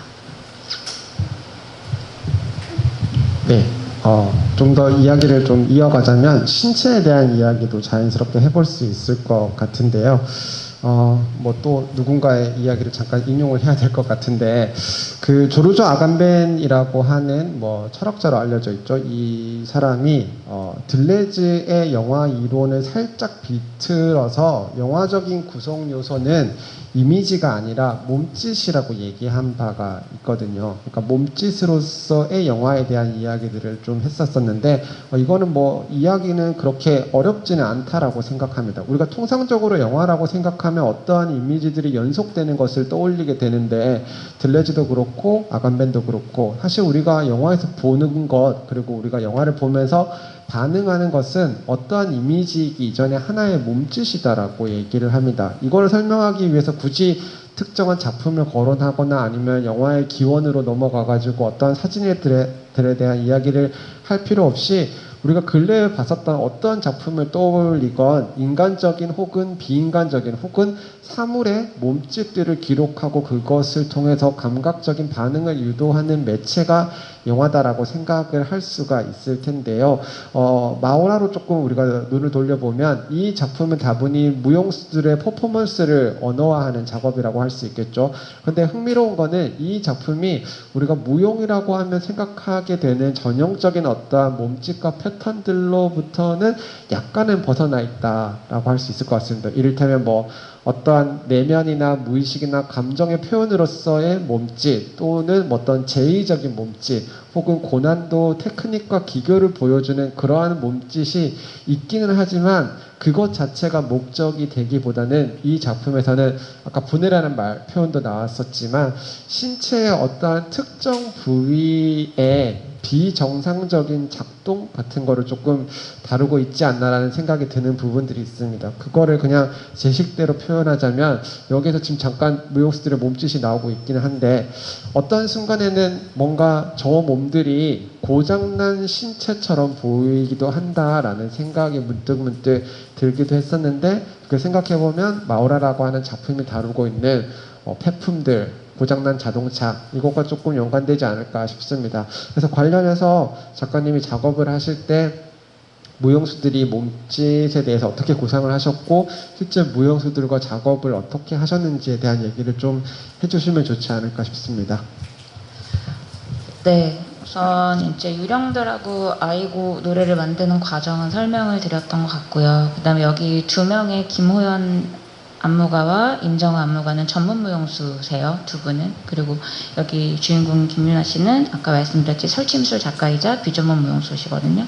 그래서 저희가 지금 이 장면 같은 경우는 그 마을을 살리기 위한 방법, 기도에 대한 장면이고, 그 이전에 보였던 장면들 두 개에서는 각자의 어떤 신체의 결핍, 고장난 부분, 연습을 하거나 사는 과정에서 다쳤던 부분들이 어떻게 지금 움직여지는지에 대한 질문들을 했었어요. 왜냐하면 저희가 사실은 무용수들은 부상이 굉장히 많거든요. 저 같은 경우도 오늘 약간 왼쪽 발목을 좀 다쳐서 좀 좋지가 않은데, 그래서 이제 호연이는 왼쪽 발목을 다쳤었던 에피소드, 그다음에 정아는 한쪽 어깨가 좋지 않은 부분들, 그래서 그 좋지 않은 다쳤던 부분들을 움직이는 방법들을 찾아보면서 그거가 언어화되는 과정으로 작업을 만들어냈고요.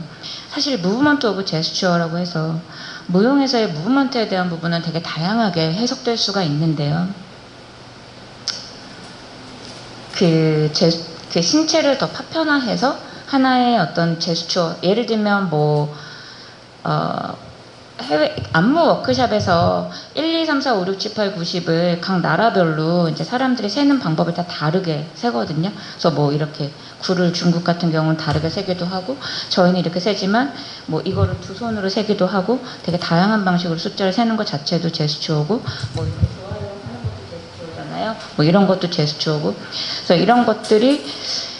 이런 것들과 훈련된 무용수로서의 언어화된 신체를 만들어내는 방법들에 대해서 최대한의 어떤 춤의 기술, 테크닉, 무용 하면은 점프 잘 뛰고 턴 잘 돌고 다리 번쩍번쩍 잘 들고 쫙 하면서 액센트가 쫙쫙쫙 나오는 그런 표현들 말고 어떤 것이 있을까라는 이제 고민들을 같이 풍정각 시리즈를 해나가면서 하고 있고요. 혹시 그래서 저희가 작업을 찾아가는 과정 중에서 저 같은 경우는 무용수들 한 명 한 명한테 각자의 상황들에 대한 질문들을 하거든요. 그래서 혹시 그동안에 어떤 다쳤었던 상황, 또 에피소드, 또 지금 혹시 안 좋은 부분이 있냐라는 질문들을 했었어요. 그래서 오늘도 사실은 여기에 참여하신 분들하고 같이 좀 몸을 움직여 보려고 하긴 했는데요. 혹시 어디가 지금 불편하시거나, 나는 요즘에 머리가 아프다거나, 나는 요즘에 목이 아프다거나, 나는 요즘에 허리가 아프다거나, 나는 요즘에 어깨가 좋지 않다거나, 요즘에 손목 터널 증후군이 있다거나, 혹시 이렇게 불편하신 부분이 있을까요? 네, 혹시 있으신가요? 어디가 안 좋으세요? 엘보가. 혹시 한 부분씩 자기가 불편하신 부분들을 한번 움직여 보세요. 어느 부분이세요? 여기서 엘보. 저는 발목. 그리고 이쪽부터 일어나잖아요. 여기 왜 이러는지 모르겠지만 죄송합니다. 다들 좀 지루한 것 같아서 다 같이 한번 일어나 볼까요? 유튜브에 올라오면 후회할 것 같지만 네. 간단하게 팔 한번 쭉 펴볼까요? 창피하셔도 도망가셔도 괜찮습니다. 제가 부끄러워하지 않겠습니다. 살짝 무릎을 살짝 구부렸다가 손바닥을 위로 향하면서 손바닥은 하늘을 향해서 발바닥은 땅을 향해서, 그래서 쭉 열다 보면 겨드랑이 사이로 바람이 살살살살 들어와요. 살짝 움직여 볼까요?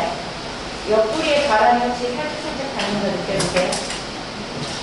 네. 살짝 무릎 구부렸다가 그대로 오른쪽으로 살짝 밀어볼까요? 살짝 무릎 구부렸다가 반대쪽으로 쭉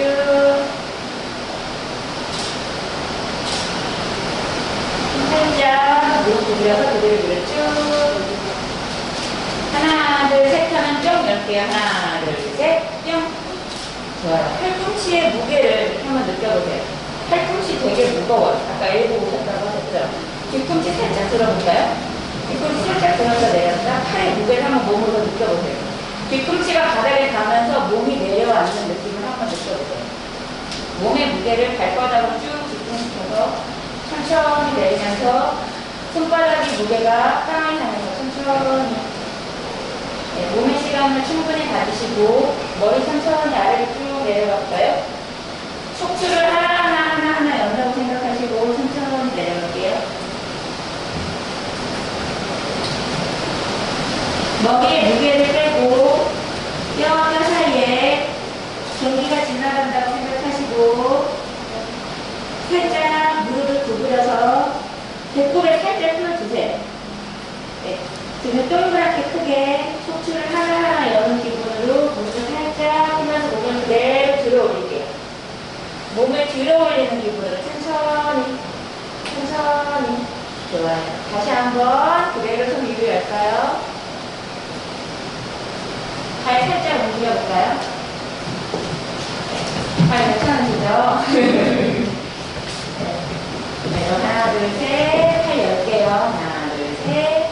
자, 그대로 팔의 무게를 팔꿈치로 높이면서 천천히 내려올게요. 손으로 움직여볼까요? 손으로 움직여볼까요? 팔꿈치도 움직여볼까요? 어깨를 움직여볼까요? 안쪽으로도 움직여볼까요? 옆구리 살짝 움직여보세요. 이건 옆구리예요. 여기는 골반이에요. 그죠? 이건 무릎이에요.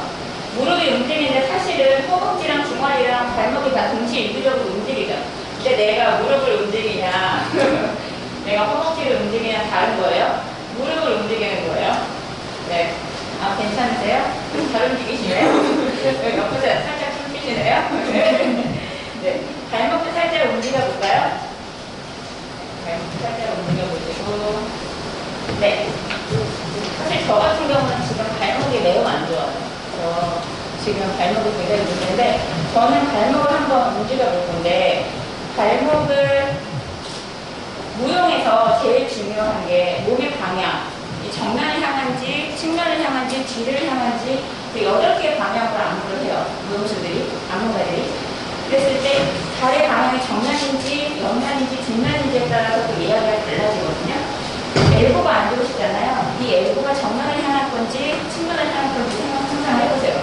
엘보가 골목을 걷는 거예요. 골목을 앞으로 갔다가 옆으로 걷는 것처럼, 또는 뒤로 갔다가 다시 앞으로 가는 것처럼. 그래서 이 움직임 자체를 그렇게 만들어 나갔거든요. 얘네가 움직여지는 것들.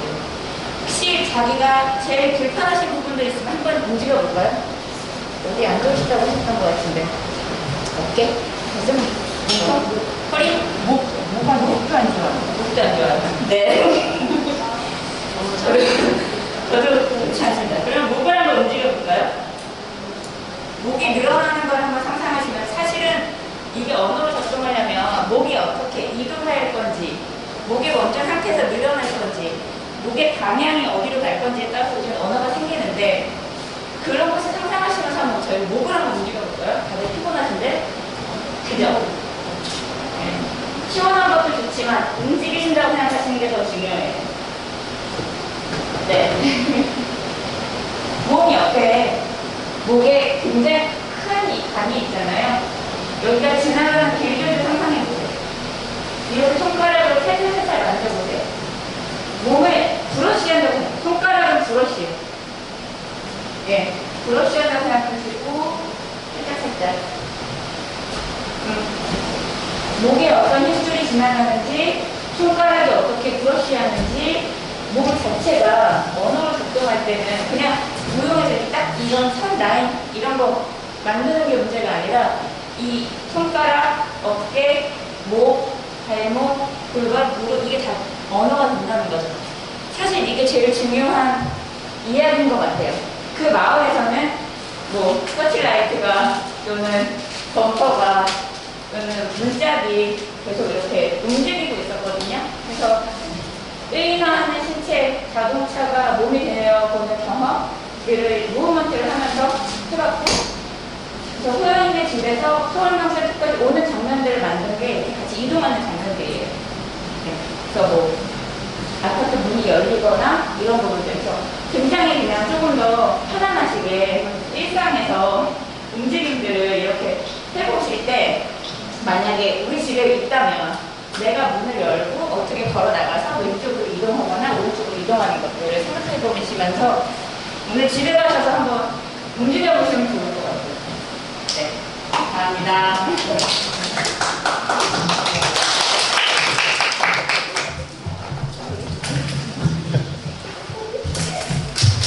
아, 네. 굉장히 유익한 시간이었던 것 같습니다. 이거 오히려 작가님이 레슨비를 받으셔야 되지 않을까 싶은 생각도 드는데, 네. 일단 시간이 조금 되어서, 제가 준비해온 질문은 더 있기는 하지만, 시간상 그 관람객분들의 질문과 궁금증 같은 거, 혹은 작품을 보셨으니까 감상평 같은 것도 좀 들어보면 어떨까 싶은데요. 네. 자신있게 손 들어주시면 저희가 마이크를 전달해 드리겠습니다. 저기 뒤에 어린이 친구가 손을 들었었는데 마이크를 달라는 거는 아니겠죠? 네. 혹시 말씀해 주실 분 계신가요? 네, 손 들었는데요. 네. 마이크로 마이크로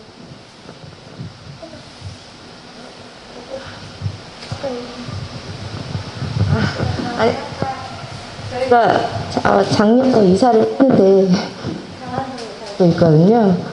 예, 부모님 댁 근처로 가게 돼가지고 장안동 하는데 아까 우리들의 그 몽답동이라는 곳이 저희 유치원이에요. 그리고 어디 살아요? 장안동. 예, 아까 때를 저희가 하루에 몇 번씩 왔다 갔다 이렇게 차로 지나가는데 그 내부까지 들어가 보진 않았었거든요. 그래서 아까 아이가 지금 같이 여기 참여하기는 힘들 것 같다는 생각이 저는 전시 보고 가려고 했었는데 다 알아듣지는 못하지만 아까 들으면서 저한테 한 얘기가 엄마 우리 마을이 없어진다는 거야? 이러면서 약간 불안감을 느끼더라고요. 그래서 저도 아이한테 같이 얘기하면서 되게 의미 있게 잘 듣고 있었습니다. 네, 어머님께서 설명을 잘 해주시겠지만 저희가 없어진다라는 부정적인 단어를 쓰긴 했는데 변화한다라고 이렇게 이해를 하면 될 것 같습니다. 작가님께서도. 실제적으로 그 마을에서 뭐 그 자동차 유통 시장에 대한 연구, 그다음에 일자리 창출에 대한 연구 또는 도시를 재구획하는 연구, 그런 것들이 되게 여러 가지 방향으로 일어나고 있는 건 맞고요. 하지만 제가 고민하는 부분은 그 마을이 가지고 있는 고유한 아름다움 같은 것들 있잖아요. 원래 있었던 시간들. 근데 그런 것들이 없어진다는 거에 대한 안타까움, 마음이 있는 거고, 실제적으로 되게 큰 주상복합들이 생기면 다른 느낌일 것 같아요. 제가 최근에 송도라는 도시에 답사를 갔다 왔는데, 거기는 이제 매립지로 되게 유리로 된 아파트들이 되게 크게 많이 지어져 있더라고요. 그래서 저희가 어릴 때 살았던, 경험했던 뭐 현대 아파트나 시범 아파트의 느낌이랑 또 다른 정말 다공적인 느낌의 어떤 에메랄드 시티 같은 느낌이 들었었어요. 그래서 그 도시재생 사업이라는 것이 또는 이 도시를 더 나은 방향으로 가져가는 것이 고층 빌딩과 대형 빌딩을 짓는 것만이 답이냐라는 고민과 질문들을 하고 있는 중입니다. 네, 어린이 친구가 먼저 용기를 내서 말씀을 해주셨는데요. 대단히 감사드립니다. 네, 어른들은 이걸 본보기 삼아서 이제 자신 있게 말을 해야 되지 않을까 싶은 생각이 드는데, 네, 혹시 또 뭐 말씀해 주실 분 계신가요? 네.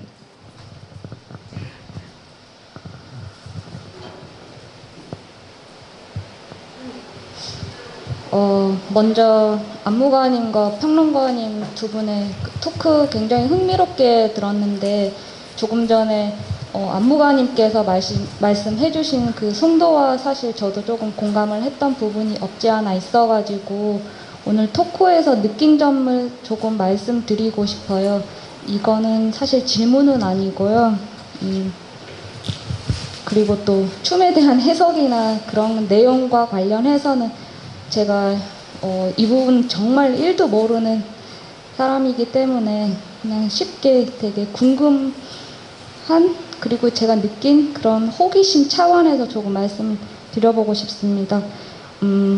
평론가님께서 풍정각의 연작의 사라지는 장소의 물성을 드러내면서, 그리고 또 안무가님께서는 풍경과 장소의 해석이라는 차원에서 공간을 재개발하고 또 재생 사업에 주목해서 퍼포먼스 작업을 지금까지 이끌어 가셨다고 하셨는데요. 물론 지금까지의 작업이나 혹은 그런 철학적인 관점이 굉장히 다를 거라고 생각을 해요. 송도에서 그런 느낀 점들이. 그렇지만 재생이라는 관점에서 지금까지 계속 생겨난 1기 신도시, 2기 신도시, 그리고 또 앞으로 생겨날 3기 신도시도 제 생각에는 어떻게 보면은 그 재생일 수도 있다라는 생각이 들어요, 이것도. 그래서 그런 부분을 조금 더 확장해서, 장소를 확장해서 그런 신도시뿐만 아니고, 그리고 이전까지 하셨던 그 장소적 특성을 조금 더 달리해서 굉장히 또 포시하고, 그리고 럭셔리한 동네에서 느낀 점들을 그 공간과 또 풍경을 재해석하는 관점에서 안무가님께서 그러한 작업을 또 어떻게 표현을 하실까 하는 궁금증이 생겼고요. 그래서 춤의 언어로 그런 거를 표현을 하신다면 또 다른 그 시리즈가 만들어질 수 있지 않을까 하는 생각도 들었습니다. 그래서 저는 오늘 아티스트 토크 들으면서 그런 호기심이 들었고요. 그리고 더 안무가님을 작품으로 더 만나보고 싶은 생각이 들었습니다. 네, 고맙습니다. 일종의 코멘트이기도 하면서 작가님의 작품 방향에 대한 어떤 제안 같은 성격도 가지고 있다는 생각이 드는데요. 뭐 간단하게 답변도 좀 들어볼 수 있을 것 같은데. 네, 저는 도시에서 태어났고 도시를 사는 사람이고 도시를 걷는 사람이자 유령이기도 하기 때문에 도시가 어떻게 계속 나와 같이 살아나가고 있는지가 되게 중요하고, 저는 사실 얼마 전에도 그런 얘기를 했는데 20대의 저의 가치관이나 세계관과 30대의 저와 지금 40대 후반의 제가 갖는 도시에서의 제 삶의 가치관이나 세계관이 되게 달라지고 있거든요. 50대에 제가 뭘 할지는 저는 모르겠지만 제가 느끼는 감각들이 둔하지 않게 계속 찾아가고 싶고, 저 같은 경우는 액티비스트로서 제가 막 활동가로서 도시재생 반대하면서 막 피켓을 들 자신 없지만 제가 할 수 있는 방식에서 그 마을이 가지고 있는 고유함, 아름다움, 또 다른 경계, 그런 면면들을 관찰하고 그거를 기록해서 같이 바라볼 수 있는 질문을 만드는 작업들을 해나가고 싶은 생각이 있습니다. 감사합니다. 네, 전 좋은 코멘트였다고 생각이 드는데요. 우리가 보통 도시라고 생각을 하면 이것을 공간으로도 볼 수도 있고 장소로도 볼 수도 있는데 두 개가 약간 기량작용을 한다라고 생각을 합니다.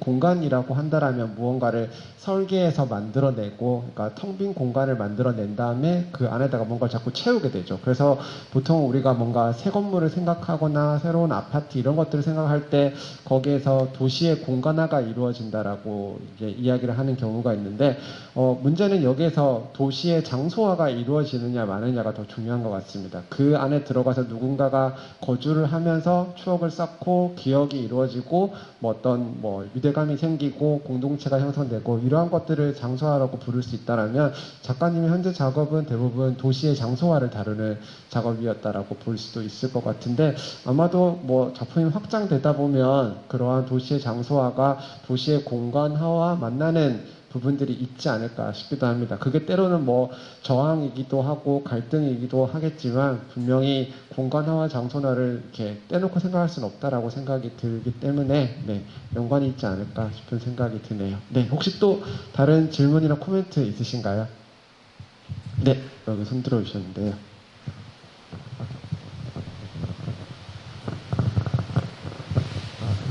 안녕하세요. 저 앞에서 질문하시는 거 들으면서 저도 질문거리가 생겨서 하게 되었고요.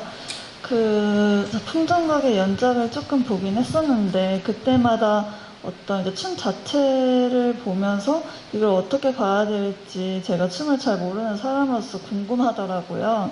근데 오늘 들으면서 어떤 스토리를 설정을 하고 그 스토리에 맞는 어떤 이야기를 만들어가고, 그러니까 스토리가 같은 이야기지만 춤으로 만들어가고 있다고 있는 걸 알았는데, 어쨌든 도시 어떤 장소 특정적인 작품을 만들 때 그 장소의 역사라든지 시간들이 있으니까, 이야기가 있으니까 자연스럽게 어떤 이야기를 풀어나가는 게 당연하다고 또 생각이 들어요. 근데 매 장소마다 어떤 느낌도 다를 것 같고 그 가지고 있는 역사가 더 먼저 와닿을 수도 있을 것 같은데, 그 장소마다 항상 어떤 스토리를 만들고 이야기를 만들고 어떤 안무를 짜시는 건지 아니면 다른 경우도 있었는지도 궁금하고요. 그리고 사실 정답은 없겠지만 아까 우리가 뭔가 움직여 보면서 이렇게도 움직여볼까 저렇게도 움직여볼까 이런 것들을 동작들을 해보고 내 생각들을 움직여 보는데 거기서 어떤 특정한 안무라고 해야 되나요? 동작을 결국 선택을 해야 되잖아요. 근데 그런 선택들을 어떤 기준으로 하시는지 조금 궁금했어요. 네, 그 장소에서 무브먼트를 찾을 때는 항상 저만의 약간 그 장소에서 발견한 어떤 중요한 키워드들을 가지고 가는데요. 아까 보셨던 골목 낭독회 같은 경우는 사라져가는 것에 대하여 제 삶에서 제가 제 손가락 안에 있었던 삶들이 어느 순간에 모래알같이 다 사라졌다는 기분이 들었었어요. 실제 저는 그대로 살아가고 있는데. 그래서 그 마을에서 그 골목에서 골목은 여전히 있는데 사라져간 삶은 무엇일까라는 질문들을 하면서 작업을 했었고, 실제 장안편 같은 경우는 결핍에 대한 질문들을 했었어요. 예, 어떤 파편화된 어떤 부분들이 나의 결핍으로 다가와서 사실 이 작업을 하면서 제가 욕망이라는 단어와 탐욕이라는 단어에 대한 고민을 되게 많이 하게 됐거든요. 도시의 욕망이자 저의 욕망이자 저의 탐욕이자 도시 또는 그 마을 누군가의 탐욕들이 어떤 것들을 어떤 에너지를 만들어내고 있고 어떤 것들이 일어나고 있는가라고 했을 때 그게 되게 어떤 부분에서 결핍으로 작동하는 것 같았어요. 그래서 그 결핍들에 대한 질문들을 무용수들과 나누면서 각자의 결핍들에 대한 이야기들을 우선 메모를 하고요. 노트를 하고요. 그 다음에 그거를 각자 이제 임프로비제이션 해서 즉흥적인 상황으로 각자 자기 몸 안에서 자기 신체 안에서의 결핍들을 찾아내요. 그리고 나서 그것들을 재편집하는 과정에서 안무에서 이제 무용수들끼리 같이 합을 맞추는 구조를 만든다거나 구성을 하면서 신별로 어떤 부분들을 이렇게 본능적으로 만들어내는 안무의 과정이 있지요. 그래서 무브먼트를 만드는 거랑 코레오그라피를 하는 거랑은 달라요. 안무랑 즉흥적으로 춤을 추는 거랑 제스처만 가지고 하는 거랑 또 안무한 다음에 스크린에 배치하는 거랑 또 다르더라고요. 그래서 되게 많은 레이어가 사실은 춤의 언어를 스크린 안에서 만드는데 있습니다. 답이 됐을까요? 아까 말씀하실 때 무용에 대해서 1도 모른다라고 말씀을 해주셨는데 오늘을 계기로 이제 입문하게 되시지 않을까라는 생각을 해봅니다. 그런데 한번 생각을 좀 해봤는데 저는 개인적으로는 제 자신이 굉장히 세속적이고 속물적인 인간이다라고 생각을 하고 있거든요. 이 미술관에 와 있는 것도 저한테는 그렇게 어울리지 않다라고 생각을 하는데 그렇다고 또 못 올 공간은 아니다라고 생각을 합니다. 왜냐하면 영화라고 할 때 굳이 예술이기 이전에 우리가 편하게 극장에 가서 볼 수 있는 것이고 음악이라고 하면 한편에서는 클래식 음악을 생각하면서 그것을 예술이라고 볼 수 있지만 인기 차트 100위 안에 있는 곡을 들으면서 그냥 편하게 들을 수 있는 것들도 또한 음악이라고 할 수도 있겠죠. 무용이라고 부르지만 그 안에는 우리가 익히 알고 있는, 그러니까 쉽게 생각하는 댄스도 포함되기 때문에 그러한 측면에서 쉽게 접근하기 시작하면 어느 순간에 우리가 예술이라고 부르는 좀 더 큰 바운더리 안으로 좀 자연스럽게 진입하지 않을까라는 생각을 해봅니다. 자, 지금 시간은 예정된 시간은 딱 1분 초과했거든요. 네, 이제 슬슬 제가 관계자분들의 눈치를 보기 시작하게 될 텐데요. 빨리 끝나야지 저분들이 퇴근을 할 수가 있는데 혹시나 질문 더 있으시면 뭐 한두 개 정도 더 받고 대화를 해봐도 되지 않을까. 네, 혹시 질문 있으신가요? 네, 아직은 눈치를 덜 봐도 될 것 같습니다. 네, 혹시 있으신가요? 네. 아니면 뭐 고민 상담을 하셔도 좋습니다. 아까 신체에 대한 얘기를 조금 하셨었는데, 네. 뭐 그러한 이야기, 안무 이야기, 편한 이야기 해주셔도 좋을 것 같습니다. 네, 저기 흔들어 주셨는데요. 안녕하세요. 토크 잘 들었고요. 그 작가님이랑 평론가님께 각각 질문 드릴 게 있는데,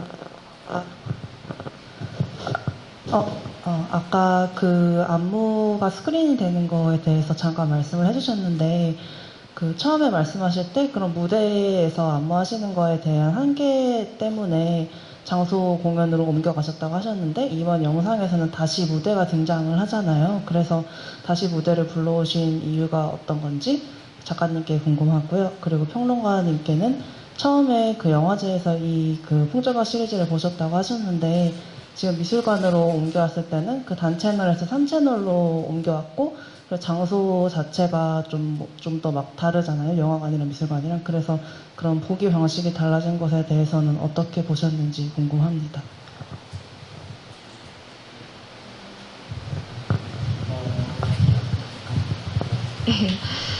네. 네, 아까 한번 정정을 해주셨는데 한계이기도 하지만 또 다양한 그 장소라든지 사실 무대라는 블랙박스는 조명이 있고 어떤 환타지의 장소잖아요. 근데 현대 무용을 어릴 때부터 평생 해온 사람으로서 내 삶의 얘기를 진짜 하고 싶은데 무대라는 조명, 블랙박스라는 어떤 환타지의 장소가 뭔가 계속 가공하는 느낌들이 불편한 부분들도 있었어요. 그 시스템에 대한 부분도 있지만 그것보다도 더 그 안에 내면적으로 내가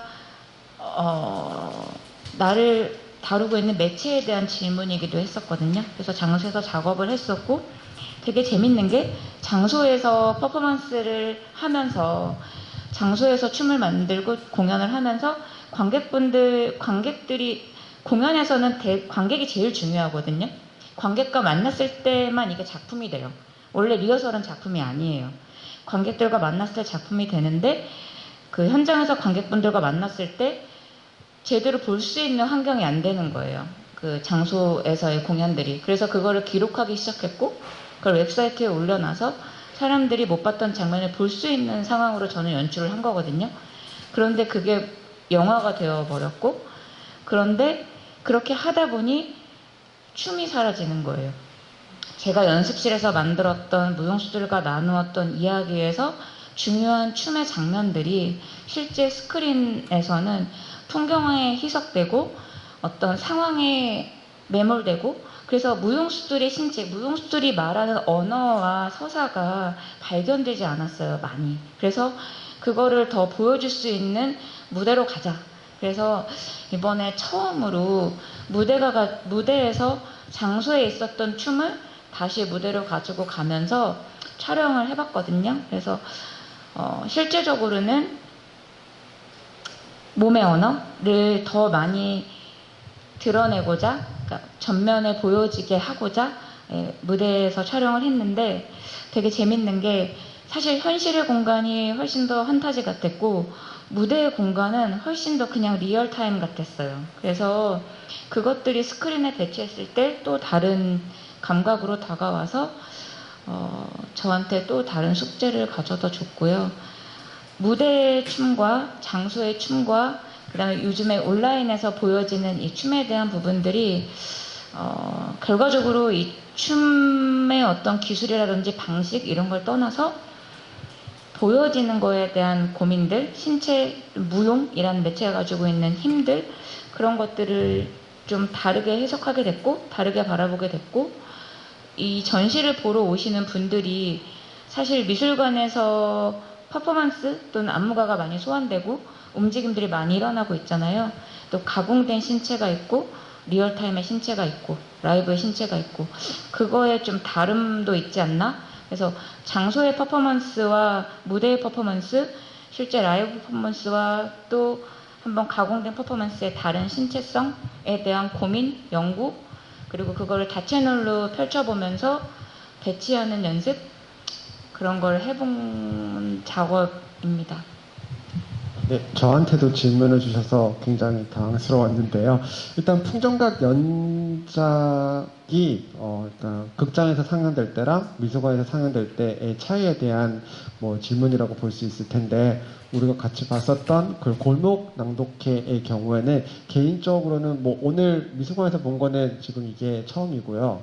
처음 본 거는 극장에서였고 거기에 대한 경험이 좀 커서 저 작품의 경우는 극장 버전이 훨씬 더 개인적으로 좋다라고 생각을 합니다. 왜냐하면 다분히 영화적인 형식을 염두에 두고 아까 원신 원컷에 가깝게 만들어진 거기 때문에 시작과 끝이 분명하다라고 볼 수 있거든요. 그래서 영화는 보통 오프닝이 있고 엔딩이 있죠. 그러니까 미술관에서 틀 때는 일종의 루핑 형태로 해서 아무 부분에서나 볼 수 있게끔 되어 있긴 하지만 극장에서는 시작할 때 집중을 하고 그 흐름을 쭉 따라가면서 카메라의 워크도 보고 그 인물들의 동선 같은 것도 보고 뭐 이렇게 하면서 전체적인 리듬감을 형성하면서 보기 때문에 저 버전은 극장에 더 맞지 않을까라는 생각이 들고요.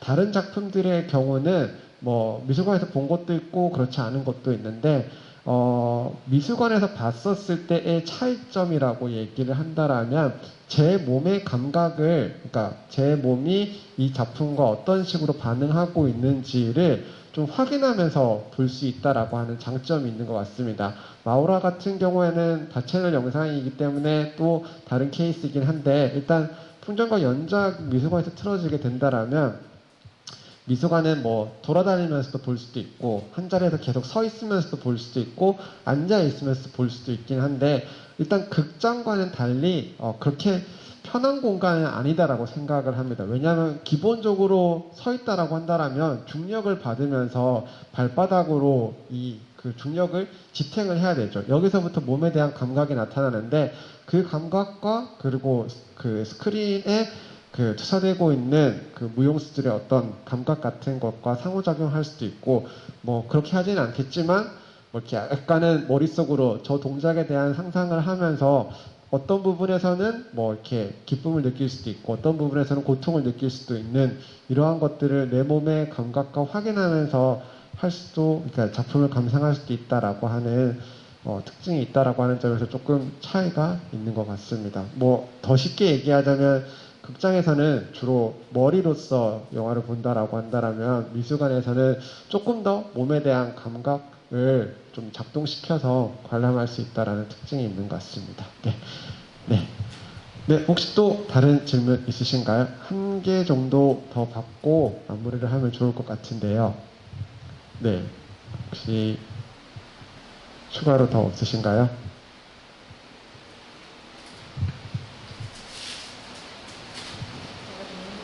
네, 작가님이 질문을 하신다고 하시는데. 여기 이 작업에 참여하신 분 중에 유일한 무용수로 참여해 주신 분이 한 분 오셨는데, 사실 저희가 이날 촬영할 때 엄청 추웠거든요. 그래서 작업 과정에서 사실 포장업 작업에 여러 번 출연을 하셔서 작업 과정에서 어떠셨는지 혹시 얘기해 주실 수 있을까요?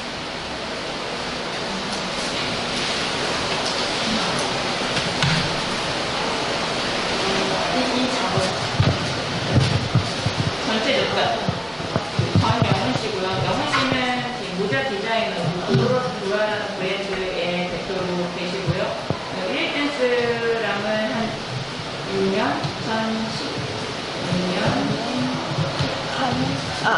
16년. 16년부터 같이 작업을 하며 소품으로도 참여하시면서 작업에 했었어서 특히 마오라에서 출연을 해주셔서 어떠셨는지 혹시 감상이나 소회 같은 게 있으면 나눠주시면 어떨까요? 저는 지금 마우라에는 영상 속에서는 유령으로 등장을 했었고요.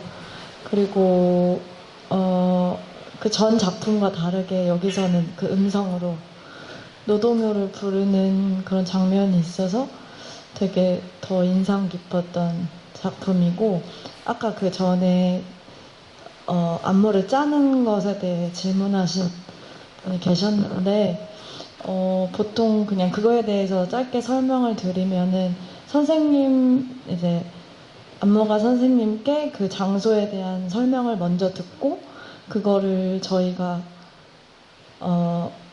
저희 기억이나 추억이나 이런 거에 대입해서 그런 거를 좀 대화를 나누고, 그 중에서 이제 동작으로 만들고 이제 그런 걸 표현하기 좋은 주제를 하나 정해서 그렇게 각자 안무를 짜게 됩니다. 그래서 그 안무를 짜고 이제 딱 한 번에 되는 게 아니라 그 얘기를 좀 더 잘 표현할 수 있는 방법을 선생님과 더 대화를 한 다음에 이제 최종적으로 그걸 공연에서 하게 됩니다. 네. 그런 걸 말씀드릴 수 있겠네요.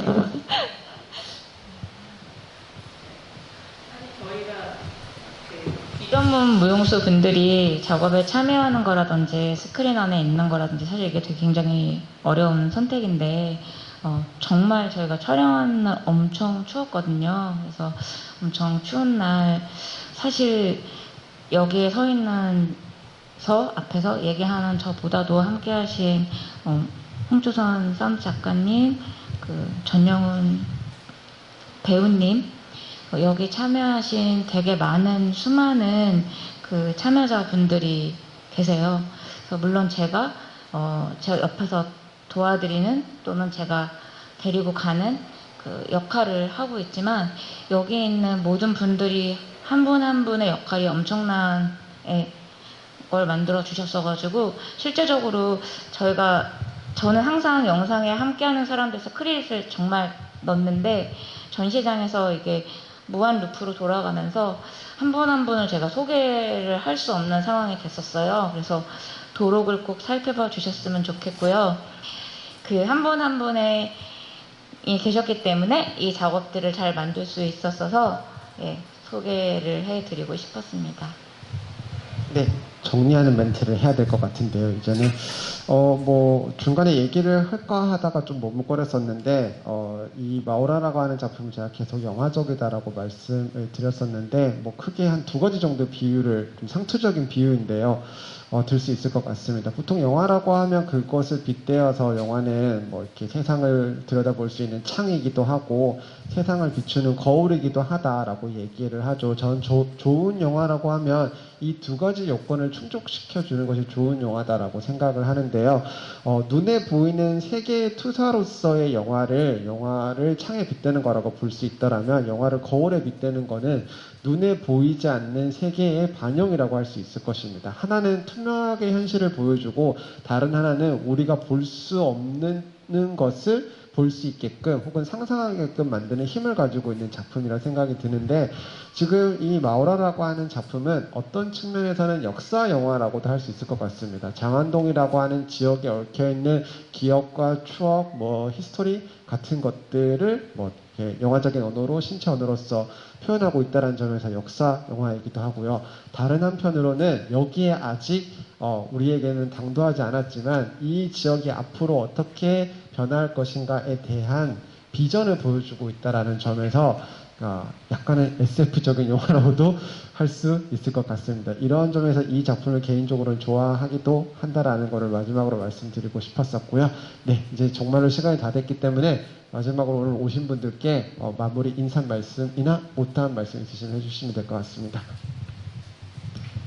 네, 2018년 6월 13일에 장안평을 만나서 사실 아직까지도 끝나지 않은 전시는 올렸지만 저 개인적으로는 아직 끝나지 않은 시간 장안평과의 만남이라는 생각을 하고 있고요. 앞으로 또 다른 채널로 작업을 좀 더 이어가고 장안평을 좀 더 몸으로 만나볼 생각이고요. 앞으로 개발되어가는 과정도 계속 기록을 하면서 앞으로 작업도 기계와 신체 또 도시의 장소와 신체 도시를 걷는 사람으로서 또는 춤을 만드는 사람으로서 계속 춤으로 또는 영상으로 퍼포먼스로 계속 만남을 가졌으면 좋겠습니다. 오늘 먼 길 와주셔서 정말 감사합니다. 네, 오늘 궂은 날씨에도 와주시고 또 장시간 동안 대화에 참여해 주셔서 너무 감사드리고요. 마지막으로 수고해 주신 작가님께 박수 한 번만 더 부탁드리면서 마치도록 하겠습니다. 감사합니다.